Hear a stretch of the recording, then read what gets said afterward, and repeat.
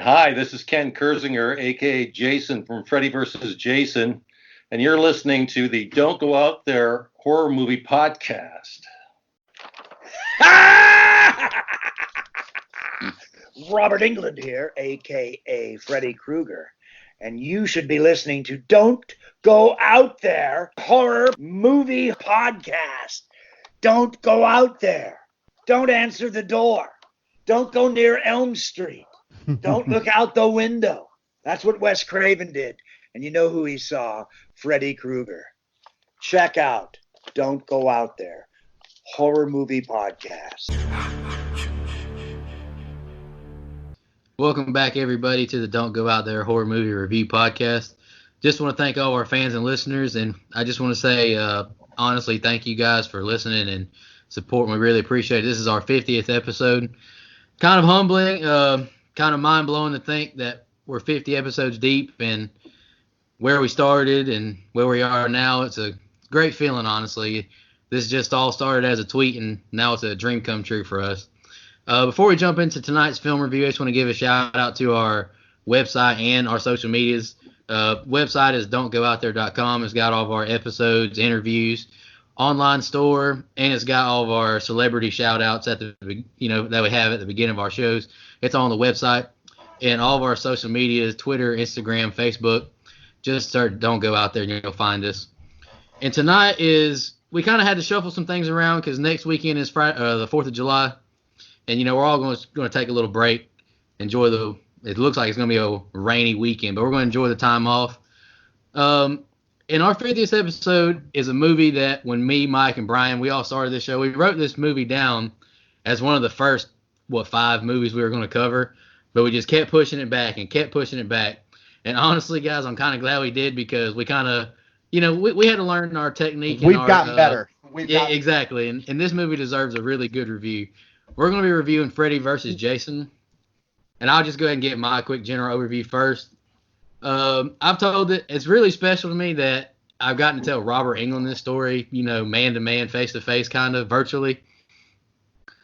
Jason was he's the slasher that I loved growing up. C.J. Graham, Jason Lives, first horror movie I ever saw, but Freddy vs. Jason was the first horror movie I ever saw in the theaters.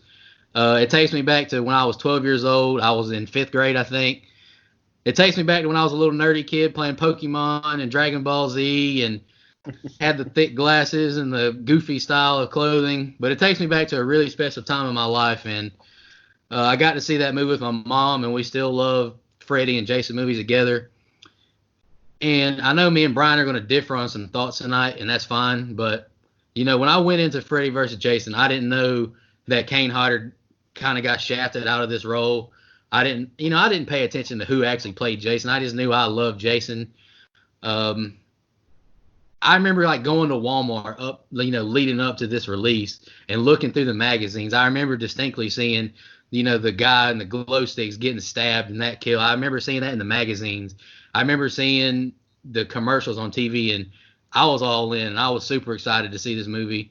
And 17 years later, after this movie came out, I still really love this movie. Obviously, we all have some nitpicks and things we don't like, one of which is very obvious what we don't like, and we'll get to it later on. But I love this movie, and I love both the stars in this movie. And it's really exciting to know that we've gotten to interview Robert Englund, and we may or may not have Ken Kersinger coming on the show very soon. That's really exciting. Brian, go ahead and tell me your point of view now. Should say Brian put me Tessin in the middle. So I feel like, this movie, of everyone that we've done so far, I can offer, honestly, a little bit of a different perspective. You could say, I carry a lot of baggage with this movie, and you would be absolutely correct. I started watching horror, pretty heavily, basically when Jason Goes to Hell came out. And I've gone over that story many times. So all through the 90s, I was told this movie was coming. And I remember sitting in my room reading, printed out leaked scripts from a very early dial-up internet that took me hours to download, by the way. scripts that honestly I remembered being awesome. That included, Tommy Jarvis and Alice from Nightmare series, and Freddy and Jason being linked together because Jason's family had lived on Elm Street, and Jason had been one of Fred's molestation victims, and Pamela and her husband were involved, with the mob of parents that burned him alive before they moved out to Camp Crystal Lake, for a fresh start. I mean, stuff like that. So after over a decade from when I started tracking and studying this movie, and building this movie in my head from the best pieces of all these scripts that I had spent over like a decade literally growing up doing, I get this.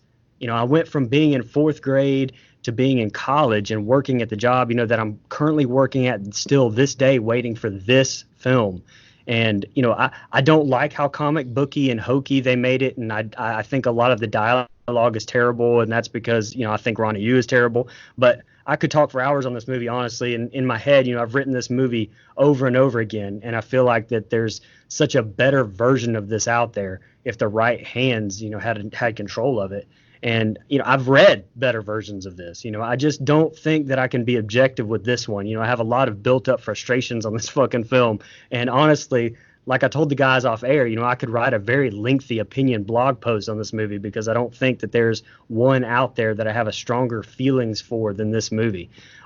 This was my two favorite horror icons growing up, and they finally got together. And to me, it was made a mockery of in parts. Not all. There's some shining aspects of it, but I just think that it could have been so much better. And the word disappointing, it's very disappointing to a lifelong fan like me.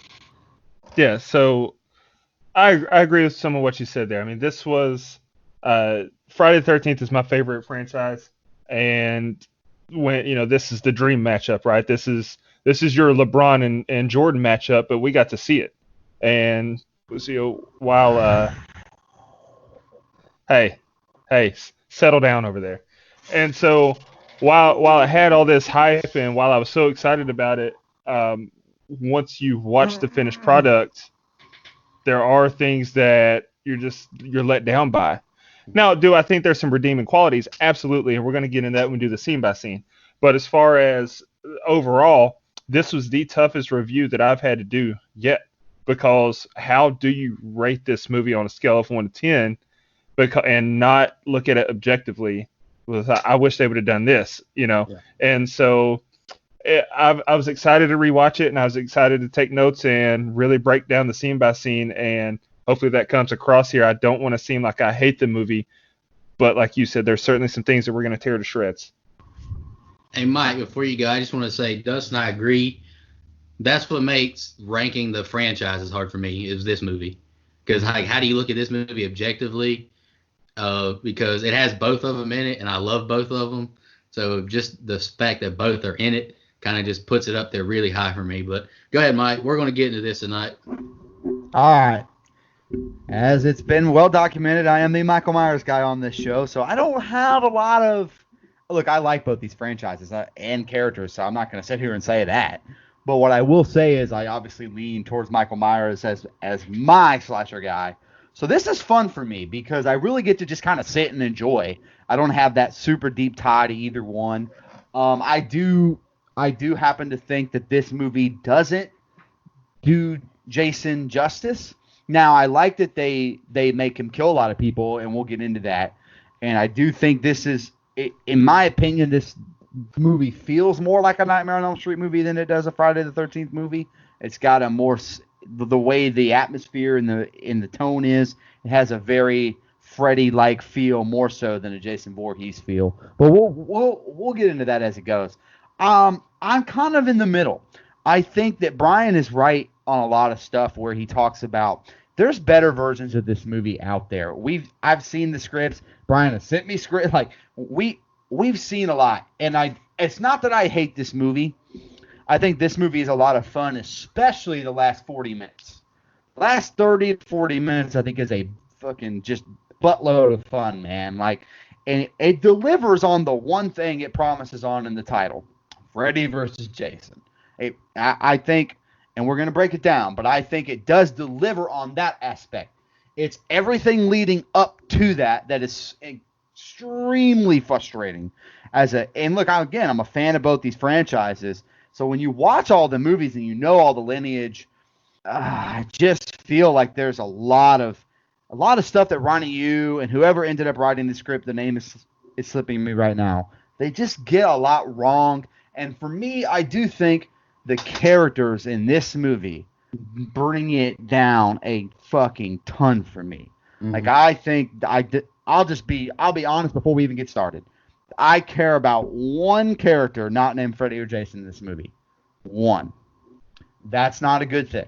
That's all I'm going to say. I'll save it for when we get there. But again, I don't hate this movie, but it's almost like we did with Halloween 2018, or, any of these other movies that we love. We're going to nitpick the shit out of it. I don't hate the movie, but I have a lot of gripes with it because I do feel like there's a better film between Freddy and Jason out there. But I actually like the portrayal of I like Ken Kersinger's portrayal. That is not a knock for me. I'm not a traditional Jason guy. I don't need a certain person to play Jason every time out. I think that Ken does a fine job, and of course Robert's the man. So. Oh yeah, this is going to be one of those discussion heavy episodes, and it's going to be really a good listen, I think, because I think we're all. I don't think any of us are really going to agree 100% with each other, honestly. So this is going to be very fun to just scene by scene and talk about at the end. All right. Absolutely. First scene. We're just going to do the opening before we do anything else and get too deep into it. The film starts with a Freddy voiceover, and you see Freddy in his boiler room with a young girl he kills. Now the film, it just shows recap kills from his previous films after the mob kills him. And then you just hear him yell, "I can't come back if everyone has forgotten. I can't come back if no one's afraid." He says he searched hell and he finally found someone. And now we see the Jason mask, and Freddy says, "He gets the blood, but I get the glory." It cuts to Crystal Lake, and we see a naked girl dive into the lake. She gets scared as her boyfriend doesn't answer her calls to him. She gets out and sees Jason approach her. She runs through the woods, and she gets a false scare when she backs into a tree. But when she turns around, Jason stabs the machete through her and through the tree. But then, she begins to change into these different people, and they're giving these different messages. And then we see Pamela Voorhees tell Jason to go to Elm Street. The kids have been very naughty. Pamela is actually Freddy, though. Jason exits his grave, and we get the iconic Freddy laugh. "I've been away from my children for far too long." Love the opening scene, personally. Mike, do you want to go first, man? Yeah, sure. So I agree with you, Nico. I like this opening scene. I think it does a good job of mixing the two icons that we're meeting here with Freddy and Jason. I like this kill. I don't know how a machete can stab through a person and wood, but I'll allow it. In the horror movie world, no big deal. I hate to nitpick that much. I like the fact that after she's killed, we clearly see not real. Her face changes to different people. I think that's a cool effect because then you get that is a perfect blend of a Jason kill with that Freddy. He's playing mind games. He's fucking around. Even Jason is susceptible to the Freddy mind games. So I like that. I think that's really good. And I like now, would this have been better if this were Betsy Palmer? Of course. There's no doubt. If they could have gotten her to agree to do this, it would have been a killer cameo for me, man. And again, I'm not like some big Betsy Palmer stan. It just would have been really good to have that tied back to the first film. I think that would have been a lot of fun. But that's kind of a nitpick too. I like this opening scene. I love, by the way, when you see New Line Cinema pop up on the screen, this is before the action even takes place. They do the Nightmare score with the mixed in. I love that. That is badass. Yep. Okay, here we go. Let's go. I'm locked in now. That is good stuff. And I like that, you get a series recap and all that stuff. So I like a lot of this. I think it's the only thing is I can already tell the first time I ever saw this movie. By the way, I saw this way later. Probably should have mentioned that. So the first time I ever saw this movie, I could kind of tell that they were gonna. It was almost like pro wrestling, where the smarmy, skinny fuck Freddy was gonna use Jason as the muscle to kind of get ahead and get out of people, and get shit out of people. That's the direction we were going. So I'm not 100% sold on that as the plot, but I still think the opening scene is really good. Go ahead, Dustin. I thought it was a great open. I mean, it had me sold from the beginning with the way that it tied Freddy in and told his backstory. You I don't like get that Jason's too. backstory here, but you do later on, which I think's fine. Um, it grabs you from the beginning. Freddy had some memorable lines in there and a creepy ass shot of him licking the back of a picture, which just adds to the there's always been that illusion that maybe he's a pervert, a sex predator, but they never really got to it. But him licking that picture kind of erases some doubt because of like, what kind of a freak does that? I thought he had a great line when he said, "Being dead wasn't a problem, but being forgotten, now that's a bitch." I thought that was a great line. The opening credits, the way that they brought them on the screen, I thought it was really cool. It had sweet effects, and the song choice for the opening title was a perfect choice for a metal film or for a horror film. That metal song that they used was just, I thought it was a great Soundtrack. choice. Great Yeah, soundtrack. great I love it. soundtrack. So I absolutely love the opening scene, especially the nightmare refresher going into that classic Friday the 13th scene. That turned out to be Freddy's nightmare. I love Freddy's look in this so much. Especially the sharpened teeth. To me, it's his best he's ever looked besides New Nightmare. Jason, on the other hand, man, I'm a huge fan of the Part 7 and Jason Goes to Hell look. With the half broken hockey mask and I'm a huge proponent of not being able to see his eyes. To me, I think it humanizes the character, and in this movie, they even look a little sad. And I know that's what they were going for. So they succeeded, but I'm just not a fan of that. I mean, there are plenty of shots in here where you can't see his eyes, and it's easier for me to take, and it actually looks pretty badass. I think honestly they should have just had like Jason emerge from the dirt, like how he was drugged down into the Jason Goes to Hell, and have him find a damn hockey mask, because it's a nitpick for me personally, but it just bothers me how he suddenly has a hockey mask on for no reason. And that's just a little thing that nobody pays attention to probably but me. I actually really love the Betsy Palmer lookalike for Jason's mom. I don't know how, I mean, no offense to her, but I don't know how Betsy Palmer looked now, and that's 30, 40 years later almost. And so, I don't know if she would have even looked like her former self. So I thought they did a good job with the lookalike. I do wish, like Dustin said, we would have gotten a little refresher right here about Jason, like we did Freddy, just maybe someone over a campfire telling the story like we've gotten, a whole bunch of times. I don't think that would have been hard to just open up with that, and then go to the Freddy opening. Also, I'm the lone man out here, I guess, but I'm honestly not a fan of the hard rock theme. There's a theme on YouTube from L'Orchestra Cinematique that actually combines the Friday and the Nightmare theme, and the Halloween one too. I've seen, so which is basically like just a Nightmare theme with some like and some other stuff mixed in. And honestly, I think that would have been more effective. Now I think the hard rock works great when they start fighting, but just here I think I would have rather seen the other. That's all.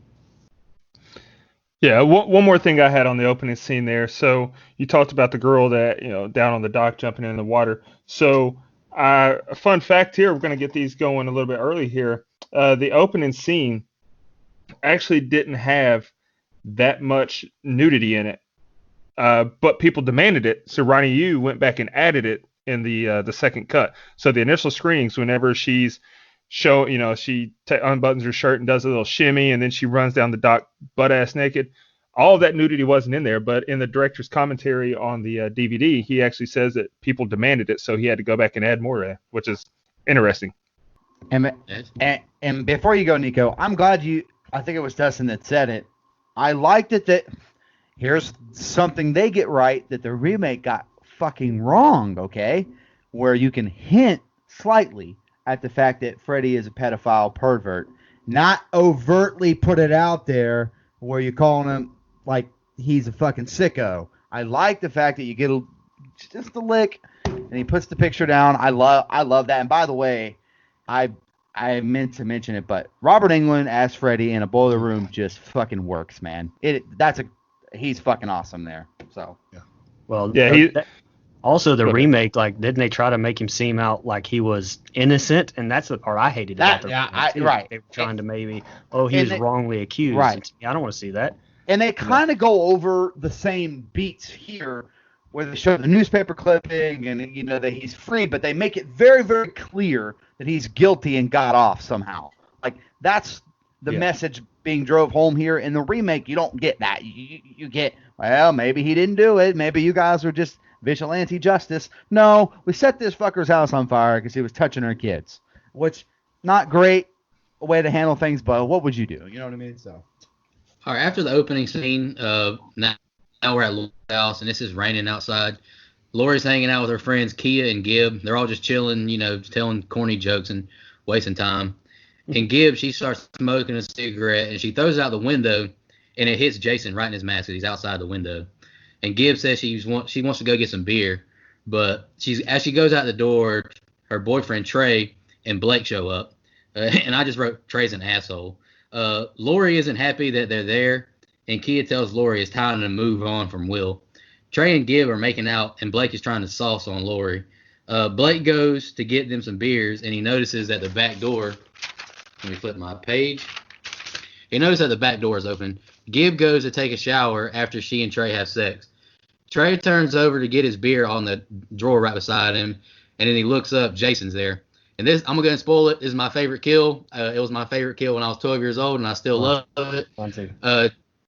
Jason kills Trey. He stabs him through the bed with his machete several times. I didn't even count, but he stabs him over and over, and then he stabs his machete into the ground, and he breaks the bed in half, so he's folded up. Awesome. Freaking awesome. Gib gets out of the shower, and she sees blood on her foot, and she opens the door, and she sees his dead body folded up. Gib and all of them run outside, and they're screaming, panicking, crying. And the deputy Stubbs, he just happens to be driving by, and he's like, "Y'all need some help?" and they're like all panicking. And now the sheriff's there. The sheriff says to keep this all contained. It's another officer says it's got to be Freddy Krueger. Now we're back at the sheriff's office, and Lori is isolated by herself at the police station. Stubbs asks Lori if she's okay. She asks him about all the questions about her dreams. And she lays her head down, and she keeps saying, "What was the name? What was the name?" And then she opens her eyes and says, "Freddy." She wakes up, and now she wanders through the empty police station. She follows some disappearing bloody footprints. The kids, I really like this. The kids on the missing children ads, they like their eyes and head turn as she walks past them. And Lori sees this little girl on the floor crying. And when she turns around, her eyes have these like razor cuts where her eyes should be. And she stands up and says, "His name is Freddy Krueger. He loves kids, especially little girls." And now Lori is at the Elm Street house, and we hear the Jump Rope Girls, singing the Freddy 1, 2, Freddy's Coming for You song. And then we get a Freddy jump scare as she wakes up. That's the next two scenes I got wrote down, fellas. Brian, do you want to go first, man? Yeah, I freaking love these scenes, most of these scenes right here. Having Jason killing at 1428 Elm was fucking amazing. It gives me chill bumps just thinking about that, honestly, right now. But the whole thing had kind of a Scream type feel to it, honestly, with the kids at the house. Even the dialogue, that's what it reminded me of. And some of that dialogue was a little sketch, but that's kind of a running theme here and a Ronnie Yu issue to me, honestly. But it's way worse in other parts of the movie. Here, it's great. That fucking first Trey death was so awesome. I loved it. Like Nico, it's my favorite one. I'll go ahead and say it too. The nightmare at the sheriff's office was amazing. I do wish, though, instead of boo at the end, that you just got like Freddy's silhouette or with laughing or something in the shadows. I mean, you know how I love Dark Freddy, and they do venture a little too much into jokey Freddy in this one for me. But overall, probably the best group of scenes in the entire movie to me. And I'm just going to say this, and it's no offense to anyone, especially Ken Kersinger, but I miss Kane Hodder so much in this film. And, again, try to understand the only thing that I can relate this to really is, and, people my age will understand this reference. I mean, like Michael Keaton is my Batman. Kane Hodder to me is my Jason. I mean, he wasn't in the best Jason films. I've said this before. When I think Jason, it's Kane's Jason from 7 and Jason Goes to Hell that I picture in my mind. And absolutely nothing against Ken. He did a great job. And by God, I can't wait till y'all hear an interview with him. But it would be the same as if someone else had been playing Freddy and not Robert Englund in my eyes. And that's the way I look at it. And it's just hard for me to accept that. That's all. Yeah, so I had no idea that people played Fuck, Marry, Kill in 2003. I thought it was a newer thing than that. So That's right off the bat. By the way, that kind of has a Man, I can enjoy shitty teenage dialogue. Like, I get it. But I said it in the show open. I don't care about any of these fucking kids. Not one damn bit. I'm sorry. I just don't. I think Kelly Rowland, God bless you, Destiny Child, is great and everything. But I think she's fucking awful in this movie. I don't think she can act. I think her character stinks. I agree. But all three women that are sitting on the couch as the show Here starts to we roll go. in can Here we call go. me sometime. All of them, baby. And all fucking three of them. Call me anytime. Like I said, call collect, but I'm not paying for that shit, so you're on your own. What happened? What did I say? I still love you, Kelly Rowland, but you cannot act. That's why you haven't been in anything since. I sorry, I have to get this dig in here, but you can't tell me the name Lori is not a Halloween nod. Anyway, yeah, and that's okay. I think that's kind of cool, actually. To me, these are just stock horror movie characters, man, and I'm not a fan. Like, I feel like this movie deserves more. It's not that I don't like the character Lori. She is the one that I do like. One, I mean, easy on the eyes, but also the simple fact that I do think the acting, especially in the emotional scenes, I think she's really good. So I'm a fan of her and her character. But outside of that, and outside of Mark, who I kind of like as a character, there's just not a lot there for me. But I agree with you. The Trey kill is spoiler. I guess we'll just all spoil. That is my fucking favorite kill. It's not close. It's brutal. I think the effects look good. The only thing I don't like is the way Ronnie Yu shoots it. It's like this little like jump cut, like up and down, up and down, up and down. Like, I'm not a big fan of the way it's shot, but I love the kill. I think it's great. And like you said, Jason killing somebody at the Elm Street house is fucking awesome. That is so cool, man. Like, I'm a big fan of that. Had that wrote down too. So all right. Again, I like that all this takes place at Nancy's old house. That's really cool. Scary Movie alumni, the cop, I can't remember his name off the top of my head, but he's in Scary Movie 2 as the jock. Lachlan Monroe. Lachlan Thank Monroe, man. Thank you, Monroe. Thank you. He is a Scary Movie alum, which I like to point out if we ever get the chance, because very rarely do you see the crossover there. But the little girl is freaky. Like, I will give them credit. I think they did a good job with that little girl. She creeped me out the first time I ever saw this movie. I watched it again earlier today. She creeped me out then. Like, I think they do a really good job with that. So, a mixed bag here, because I do think these scenes are good. The characters don't suck me in, so I'm kind of like, Like, I just don't care about Lori's friends at all. Like, I think they're all kind of trash. Okay, so yeah, I mean, these characters all suck. I don't want to keep being a dead horse, but I hate every one of them except for, I guess, Lori. But even her character, I'm not crazy about. I think these characters suck, all of them. This scene was actually painful for me to watch because of that. It's just so high school cliche, high school horror movie teen cliche. But Lori and Kelly Rowland are both hot, so whatever, it works. I love when she's telling her, you need to meet a guy. Then they look in the other room, and dude's sitting there drinking from a flask and picking at his crotch. That's hilarious to me, because that's pretty much guys in a nutshell. Like, we're all gross. Trey is such a rapey douchebag. Oh, yeah, I know.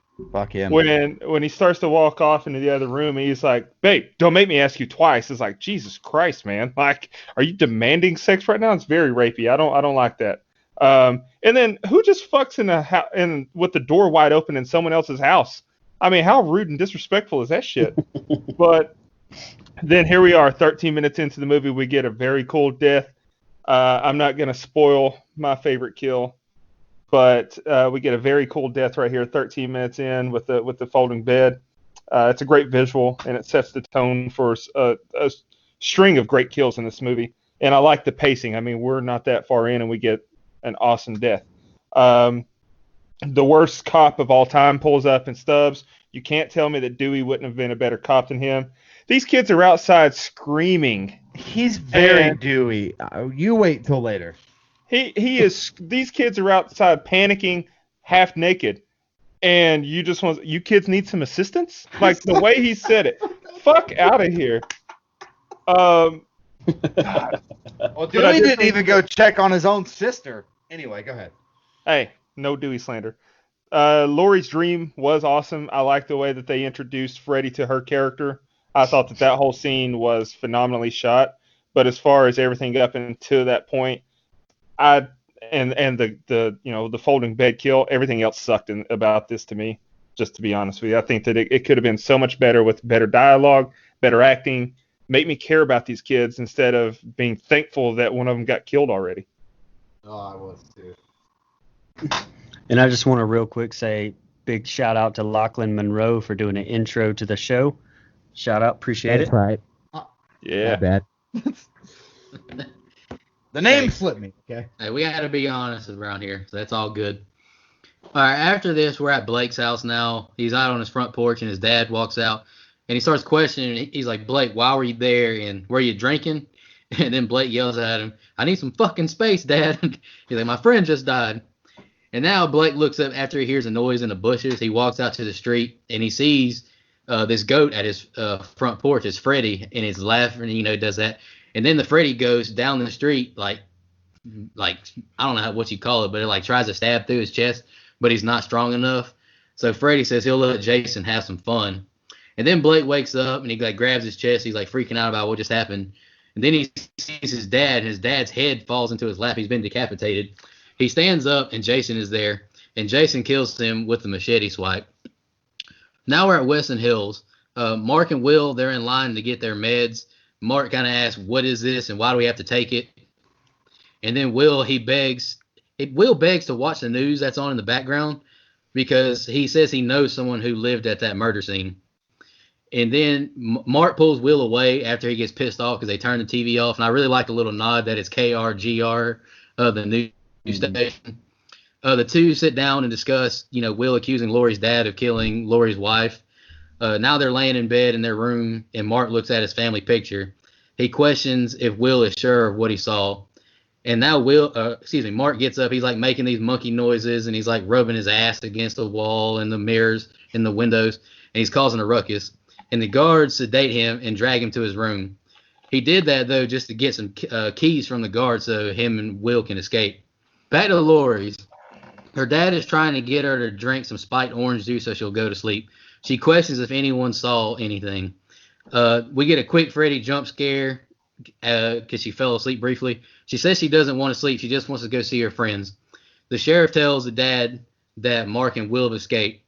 Now we're at school, and the three girls meet up. Gibb tells him that Blake and his dad are dead. Linderman shows up. He's a nerd, and he tries to comfort Lori. Freeberg and Shaq, they're just some high school kids. They're handing out party invitations to everybody. Lori is telling them about her dreams, and everyone starts to listen in. She starts to describe Freddy, and then Mark and Will arrive. My guy Mark, I wrote, tells them Freddy's backstory. He says become friends with coffee. Lori embraces Will and then passes out. Mark pulls Will away as the principal shows up. And now Lori, she's asleep in the nurse's office. Kia, she's looking through a plastic surgery magazine. And we get Freddy. He jumps out and rips her nose off. And of course he has a dad joke, got your nose. And then she wakes up, screams, throws the magazine on the ground. And Mark and Will, they wander the halls. Then Mark says his brother had the exact same dream as Lori. And then they run off as the police call for them. That's the next two scenes I got wrote. Dustin, you want to go first, man? Yeah, sure. So I want to start by saying that Blake sucks just as much as Trey. Like, I'm not sad that he got killed this early in the film. I will say that his death sucked, though, because you don't get to see what happened. You don't even get to see the body after the fact. You just get to see a blood splatter across the wall. I did like, however, it's interesting. It was a cool visual to see his dad's head just fall off after being, as Michael Scott would put it, his kappa was detated. But it's also questionable because that doesn't make sense from the Jason Voorhees we know. If Jason Voorhees wouldn't do that and then wait for for Blake to wake up and then kill him, like he would have killed him while he sleeps. And so that didn't make sense from a Jason standpoint, but it created a cool optic, so I'm cool with it. If I was going to be locked up in a loony bin, I would definitely want my best bud there with me, so that's good for Will and Mark. The thing about the way we're introduced to them, there's actually a scene that was cut, and it later in the film, we find out what the drug is they're taking and what the side effects are if they take too much of it. Well, actually, there's a scene that was cut from this right here when we're introduced to Will and Mark. It goes into the asylum, and the guy that's handing out the medication, he's got a flashlight shining into a patient's eyes, and her eyes are just glazed over, and they're foaming at the mouth. And they're like, yeah, non-responsive or something like that, and they will him off. And so there's a little hint as to what we see later. But they cut that out for time restraints, which is understandable, because at an hour and 37 minutes, yeah, they could have probably cut some more. It was way too easy for them to escape. Like, that's all it took. He rubs his ass on the wall and acts like a baboon, and he got the keys, and then they get out unscathed. Goddamn Rafiki in this motherfucker. What kind of loony bin is this? And then also, Gibbs, smoking was not allowed on campuses of high school in 2003. I should know because I was in high school in 2003, so I'm not buying that. I'm not sure why Kia's nose didn't come off when Freddy ripped it off. Thank you. Because when Blake is dreaming and he sticks his hand through Blake's chest, he didn't have the strength. So his hand went through his chest. He ripped her nose off. So theoretically, if we're going by the laws of Freddy, her nose should have fallen off, should have been ripped off in real life. Yep. So that's confusing. That's a clusterfuck. I don't like what they did with that, but it is what it is. I'm still going to go with that. He's still not strong enough. It still wasn't good that it actually did come off, but that's the only logical explanation you can say. But I'm with you. Her nose should have got ripped off. Go ahead, Mike. Yeah, so, by the way, that is a big point for me. The fact that he ripped her nose off and it didn't come off in the real world, that is literally the laws of Nightmare on Elm Street. That is how this works. So I agree with you 100%. It was a big flaw for me. I see what Nico's saying. You can explain it away that way, but that doesn't fit for me, brother. That's still reaching. I mean, it's reaching. Right. I like how Blake goes off on his dad, but I agree with you, Dustin. I'm kind of like, if he dies, that's fine. It's no big deal. Because what's really cool is he caught his dad's head. Like, got my dad's head here. And then he uses it as a shield as Jason tries to kill him with the machete. He comes back and he puts his dad's head in front. Still dies, obviously. But that's one off-screen kill that I don't mind, though. I think the blood splatter looked fine. Like, it didn't. It's not going to make my least favorite kill or anything. That one's later. I would have played, and I guess maybe this does come into the nose thing. I would have played around a little bit more with the idea that Freddy is strong enough. Like, that's really the only mention that you get is that he's not quite strong enough yet. It's this kind of thing with Blake right here. I might have played around with that a little bit longer, but maybe not. I don't know. And by the way, these two, Mark and Will, are probably the two most interesting characters out of the bunch, because there's a little bit of depth there, because they're in a mental institution. Nobody believes them. They have all this Freddy stuff. I think they're the most likable, which is a stretch because they're not what I would call like lovable or anything, but they're kind of innocent in this whole thing. So I do feel bad for him. Jason Ritter, not his dad. That's for damn sure. That's all I'm going to say. I'm not going to slander the man anymore. By the way, Mark, just play checkers with that poor man. Come on, man. That was fucking that was a dick move. Just play checkers. I agree with you, Doug. Wow. Just play checkers. That poor man looked like he didn't have a brain up there, man. That's fucked up. Anyway, I agree with you, Dustin. That's how we got those keys. That's all it took, huh? And the guy never noticed that the keys were gone. Like, in like 5 seconds, I'd have been like, where the fuck are my keys? Like, come on, man. Right. That's not a nitpick to me. That's kind of a big deal. Yes. And one more thing. Actually, two more things.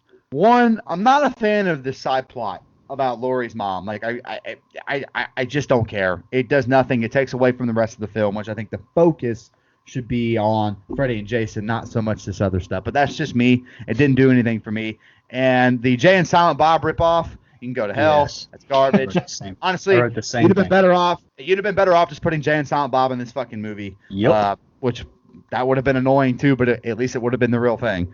And I will get Bob Shea cameo, boom, as the principal in there very briefly, but New Line guy Bob Shea, he's in there. I always get a kick out of that.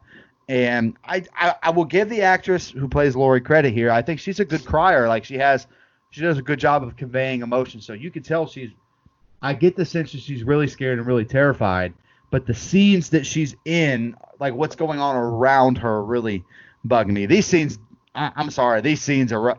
Any scene that does not have Freddy or Jason on screen is tough for me.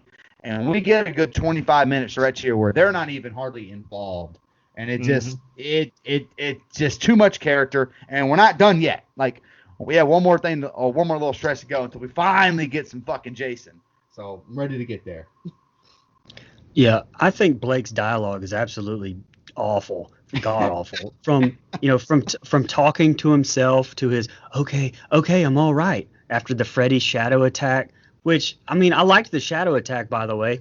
I just didn't like the not strong enough yet, until I'll let Jason have some fun line. The inner dialogue. I mean, I don't think you needed all that shit at all. I mean, just have him laugh and say soon. I mean, you don't need that rest. You're smart enough as an audience member to figure that shit out. And the people that wrote this movie think that everybody that's watching this is a bunch of morons, honestly. And for fuck's sake, the decapitation. I hated it. Like, are you kidding me? This is the over the top comic booky stuff that I didn't like about it. And it's more terrible editing whenever you see Jason's machete clearly stop before it gets to Blake. They waited way too long to edit that scene and cut it. I don't like Mark's stupid scene at the school where he's trying to prove that they aren't crazy in literally the craziest way possible, in front of everyone. You just, pull her ass in an empty classroom or something. Come on. And I understand the subplot where like, oh no, he's told everybody about Freddy, later, but I don't think you need that. I think it's poor writing, honestly. And but I absolutely do love Mark at the early scenes at Weston Hills and his interaction with the guard whenever he's taking the medicine. I really did really enjoy that part. The KRGR I wrote down was a nice touch, like you said. But I really do love the Hypnosil nod to the Nightmare franchise. But I mean, damn, how much has Laurie's dad given her? She seemed like high out of her mind, and he was over there putting more on her damn juice, trying to get her to drink more. And like Mike said, I've written down too, man, the very obvious Jay and Silent Bob ripoffs. Come the fuck on, like they weren't even subtle about it. And like you said, just get the Jay and Silent Bob, Kevin Smith and is it Jason Mewes? Do that for free. They would. They would love to be in this fucking movie. Get the fuck out. But and lastly, I hate the got your nose scene from everything from the awful CGI, which there's a lot of it in this movie that just didn't age well, and that's just product of the times. But I think it stands out really badly now. To the jokey Freddy, I really did not like this group of scenes very much at all. All right, and I will say one. Let me say one more thing. So I did watch the dead meat kill count on this, and when he pointed out the fact that Blake's dad looked like Alex Jones, I can't unsee it now. I can't unsee it. He really does look like Alex Jones. By the way, people who don't know who Alex Jones is, it's a good thing. Anyway. Yes. All right, yeah, I watched the kill count too. He kind of pointed out some things I didn't notice, in just a general watch that really kind of, it's a point in my rating later. But the next thing I got wrote down, fellas, is basically the whole library through the cornfield scene. So just give me a minute to read this. Now Mark and Will are at the library. Mark notices the articles about his brother's death have been removed. And they can't find anything on Kruger, and several obituaries have been blacked out. And they just say it's a cover-up. And I wrote there's a really nice exchange between. I didn't write down all their dialogue, but I like the exchange between these two. They determined that Weston is basically just a quarantine. Mark says Freddy didn't kill Laurie because he's not strong enough yet. And then Will says you spread enough fear at school to make him strong. They both can't remember their dreams. And Will asks for one night. So Mark gives him his brother's van to go meet with Laurie. Now we're at the cornfield party. Linderman, he shows up and he gets the beer funnel from Shaq. He's the nerd who gets harassed. And then we get a quick scene of Jason. He grabs his big piece of farm equipment. I think it's just a rusty pipe or something. Linderman, he tries to sauce on Laurie again, but then, he kind of cuts Keys' cornbread for being mean to him and all that. It's pretty funny. Gibb hits Freeberg with a cup after she overhears him talking about Trey's death. Will gets to Laurie. He tells her he's been in Weston Hills. He escaped to make sure she's okay. Gibb wanders off and she passes out. She thinks she sees Trey in the cornfield, so she follows him. She gets to this silo and calls for Trey. We see a Freddy shadow. He now comes out of the wall like in the original. I really like that homage. She wanders to this red lit room. She now sees Freddy and runs. He appears in front of her again in another hallway, and then she falls over this ledge and onto some lockers. And now we see the glow stick. I just call him Gib. He's about to get on top of Gib and rape her. Gib crawls into the locker. Freddy appears, and then he rips the door of the locker off, and he goes to kill her, but then blood splashes on his face. Jason double impaled her and the glow stick guy, and I think that's really a good homage to Friday the 13th Part 2 with the double impalement. I like that too. And then I just wrote Freddy is pissed off. He's like, she's mine, she's mine. Shaq and his friend, they're smoking and drinking, and then you see Jason right behind them. They talk shit to Jason, and then Jason just twists that one guy's head around real fast. And then Shaq lights Jason on fire and runs through the cornfield. And I wrote down, I really like the overhead shot of the cornfield. Shaq gets back to the party, but Jason throws his machete through him. And then Jason, he gets the machete, and then he just starts slicing the hell out of everybody. Will, Lori, and Kia, they run off, but they find Gibbs' dead body, and then they drive off. My quick thoughts on this, just real quick. I know there's a couple of nitpicks. It looks like the guy's got the blood in his mouth already when he runs out. You can see that pretty easy. Yeah. And it kind of doesn't make sense that he runs through the cornfield when you can kind of see the party is like 10 feet in front of him in the shot. But I really like the overhead cornfield shot. It's a great look. And I love Gibbs scene with Freddy too. I think that's awesome. And just to touch on a point Brian made about Freddy not being strong enough with Blake, I kind of think whenever Freddy gets pissed off that he is strong enough to kill now, but Jason beat him to it, is kind of when Freddy's like, God damn it, now I can't stop this guy. I really like that he gets pissed that Jason beat him to the kill. Brian, do you want to go first, man? Yeah. I mean, Mark and Will's conversation in the library, I think that was fine for a little while, but to me it just went a little too long and it spilled into the van, and it was just there to give plot points, and I felt like it was honestly really lazy as hell writing and bad dialogue. The rave in the cornfield scene, though, was badass. I mean, I really think I thought that was a pretty damn badass scene. Once Jason and Freddy started, the party dialogue was shitty, but God. Jason stealing Gib away from Freddy and Jason on fire, lighting people up was awesome as hell. I just didn't like the comic booky over the top. Every time Jason hits someone or throws them, it's not normal. He threw him like 3 fucking miles, and it's just over the top, and I don't. That's obviously, I've said it a million times. I don't like that part of this movie. But I mean, you notice here, this is one of the parts where I was talking about. You don't see his eyes in the scene where he looks at people, and it's actually scary and badass looking, I think.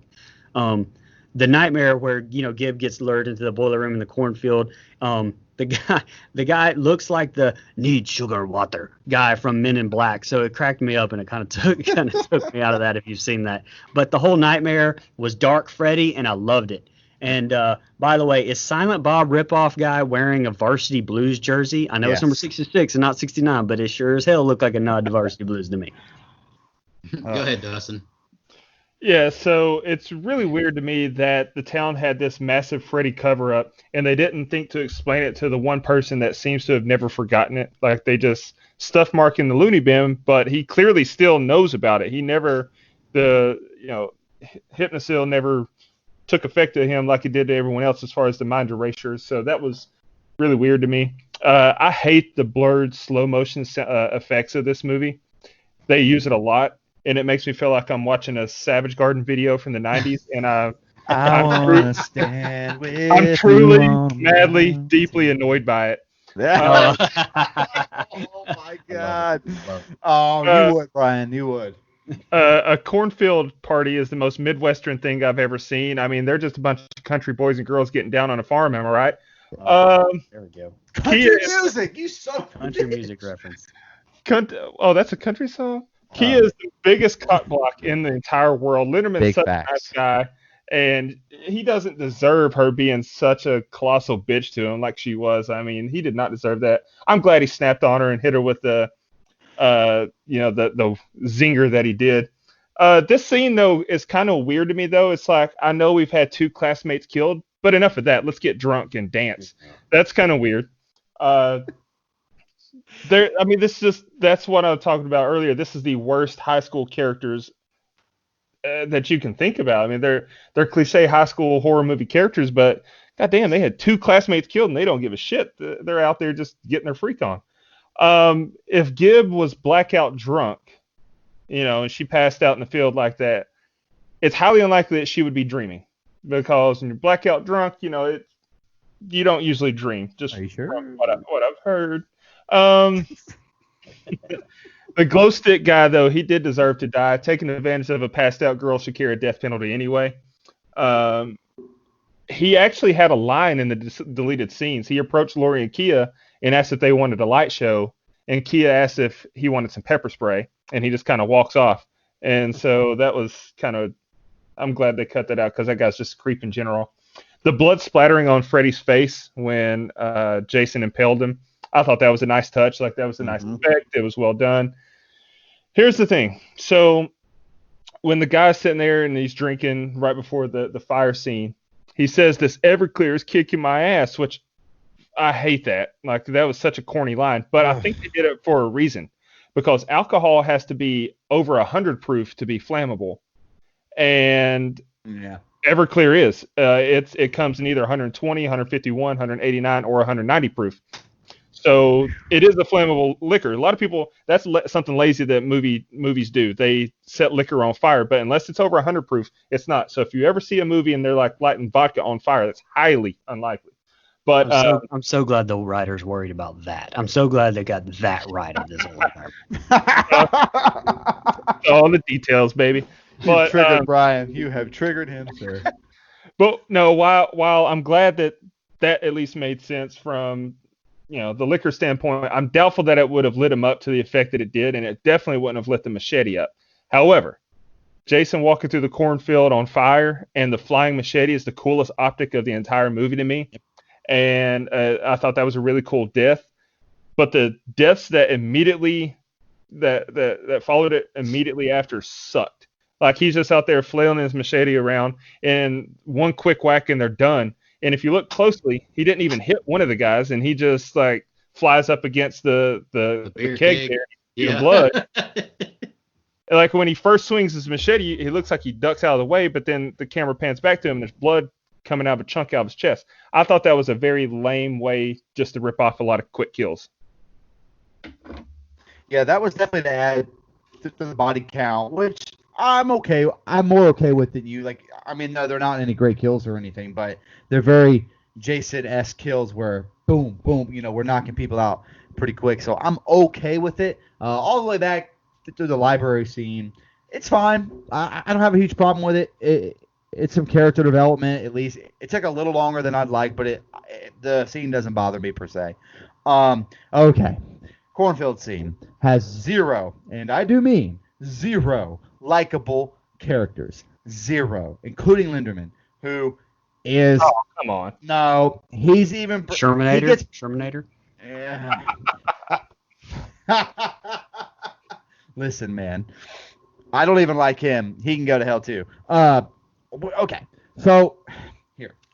We finally get some fucking deaths, though. Like, we spent so much time with these shitty characters that I'm ready to fucking see some action. So at least you finally do get that. And I like the Gib and Freddy scene. I think that's awesome. Like, it's dark Freddy. He has a one-liner where it's not super hokey. It's perfect. It's played really well by Robert Englund. I love the way that scene is shot.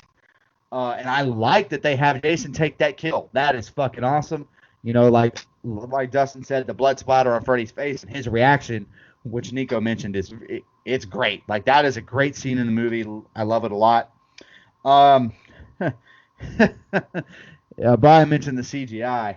Oh, the head turn. It's Jason Part 3 type shit. I mean, it's Friday 3. It's not good. It is bad. I LOL every time I see it. But I like old Silent Bob / Varsity Blues ripoff trying to kill Jason, set him on fire, and all that stuff. That also gets a chuckle out of me, and it is a really cool thing to see Jason Voorhees on fucking fire killing people. That's a badass look. 1,000%. I'll take that any day of the week. I think it's an awesome look, and yeah. So I mean, that's pretty much all I have. I agree with you. The dialogue in all these scenes in this part right here is so bad, but they do a good job with the shots. The overhead cornfield, which you mentioned, I think is good. And I think the Jason is, like, I know I said it's a Freddy movie, but it's really only a Freddy movie because of later on. But this part is where Jason shines. I think he does a good, like, I think they do a good job with Jason here. So I like the kills. That's all I can really say. I like the fucking part where he flings the rapist. So that shit's the bomb. Like, I fucking love that. That was awesome. Kia, they're in the van now, and Kia asks Lori if that's who was in her dreams. She says no, and Linderman says, "Who cares? That guy in the hockey mask is real." Will and Lori are sitting in the van talking, and Will tells her he saw her dad kill her mom. And now we see a flashback of it real quick. And then her dad pulls Lori out of the van. He strangles Will, and Lori runs off. Her dad chases her into the house. She questions her mom's death and about Weston Hills. She locks herself in her room and escapes out the window. Will grabs her as she walks down the sidewalk. They drive to Mark's house now. Now, I will say I freaking love this scene with Mark and Freddy. I love this scene. Mark looks at his brother's picture again. He hears a noise in the bathroom like the bathtub has been turned on. He goes to take a pill to help him stay awake, but he drops it down the sink as he sees a quick Freddy glimpse in the mirror. Now he sees his brother in the bathtub, and it's full of blood. Freddy uses his brother's body to tell Mark what's going on.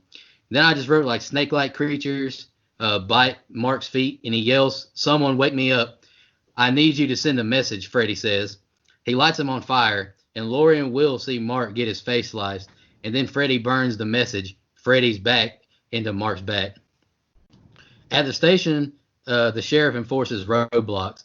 He tells Stubbs we don't discuss his name. Stubbs thinks it's a Jason copycat.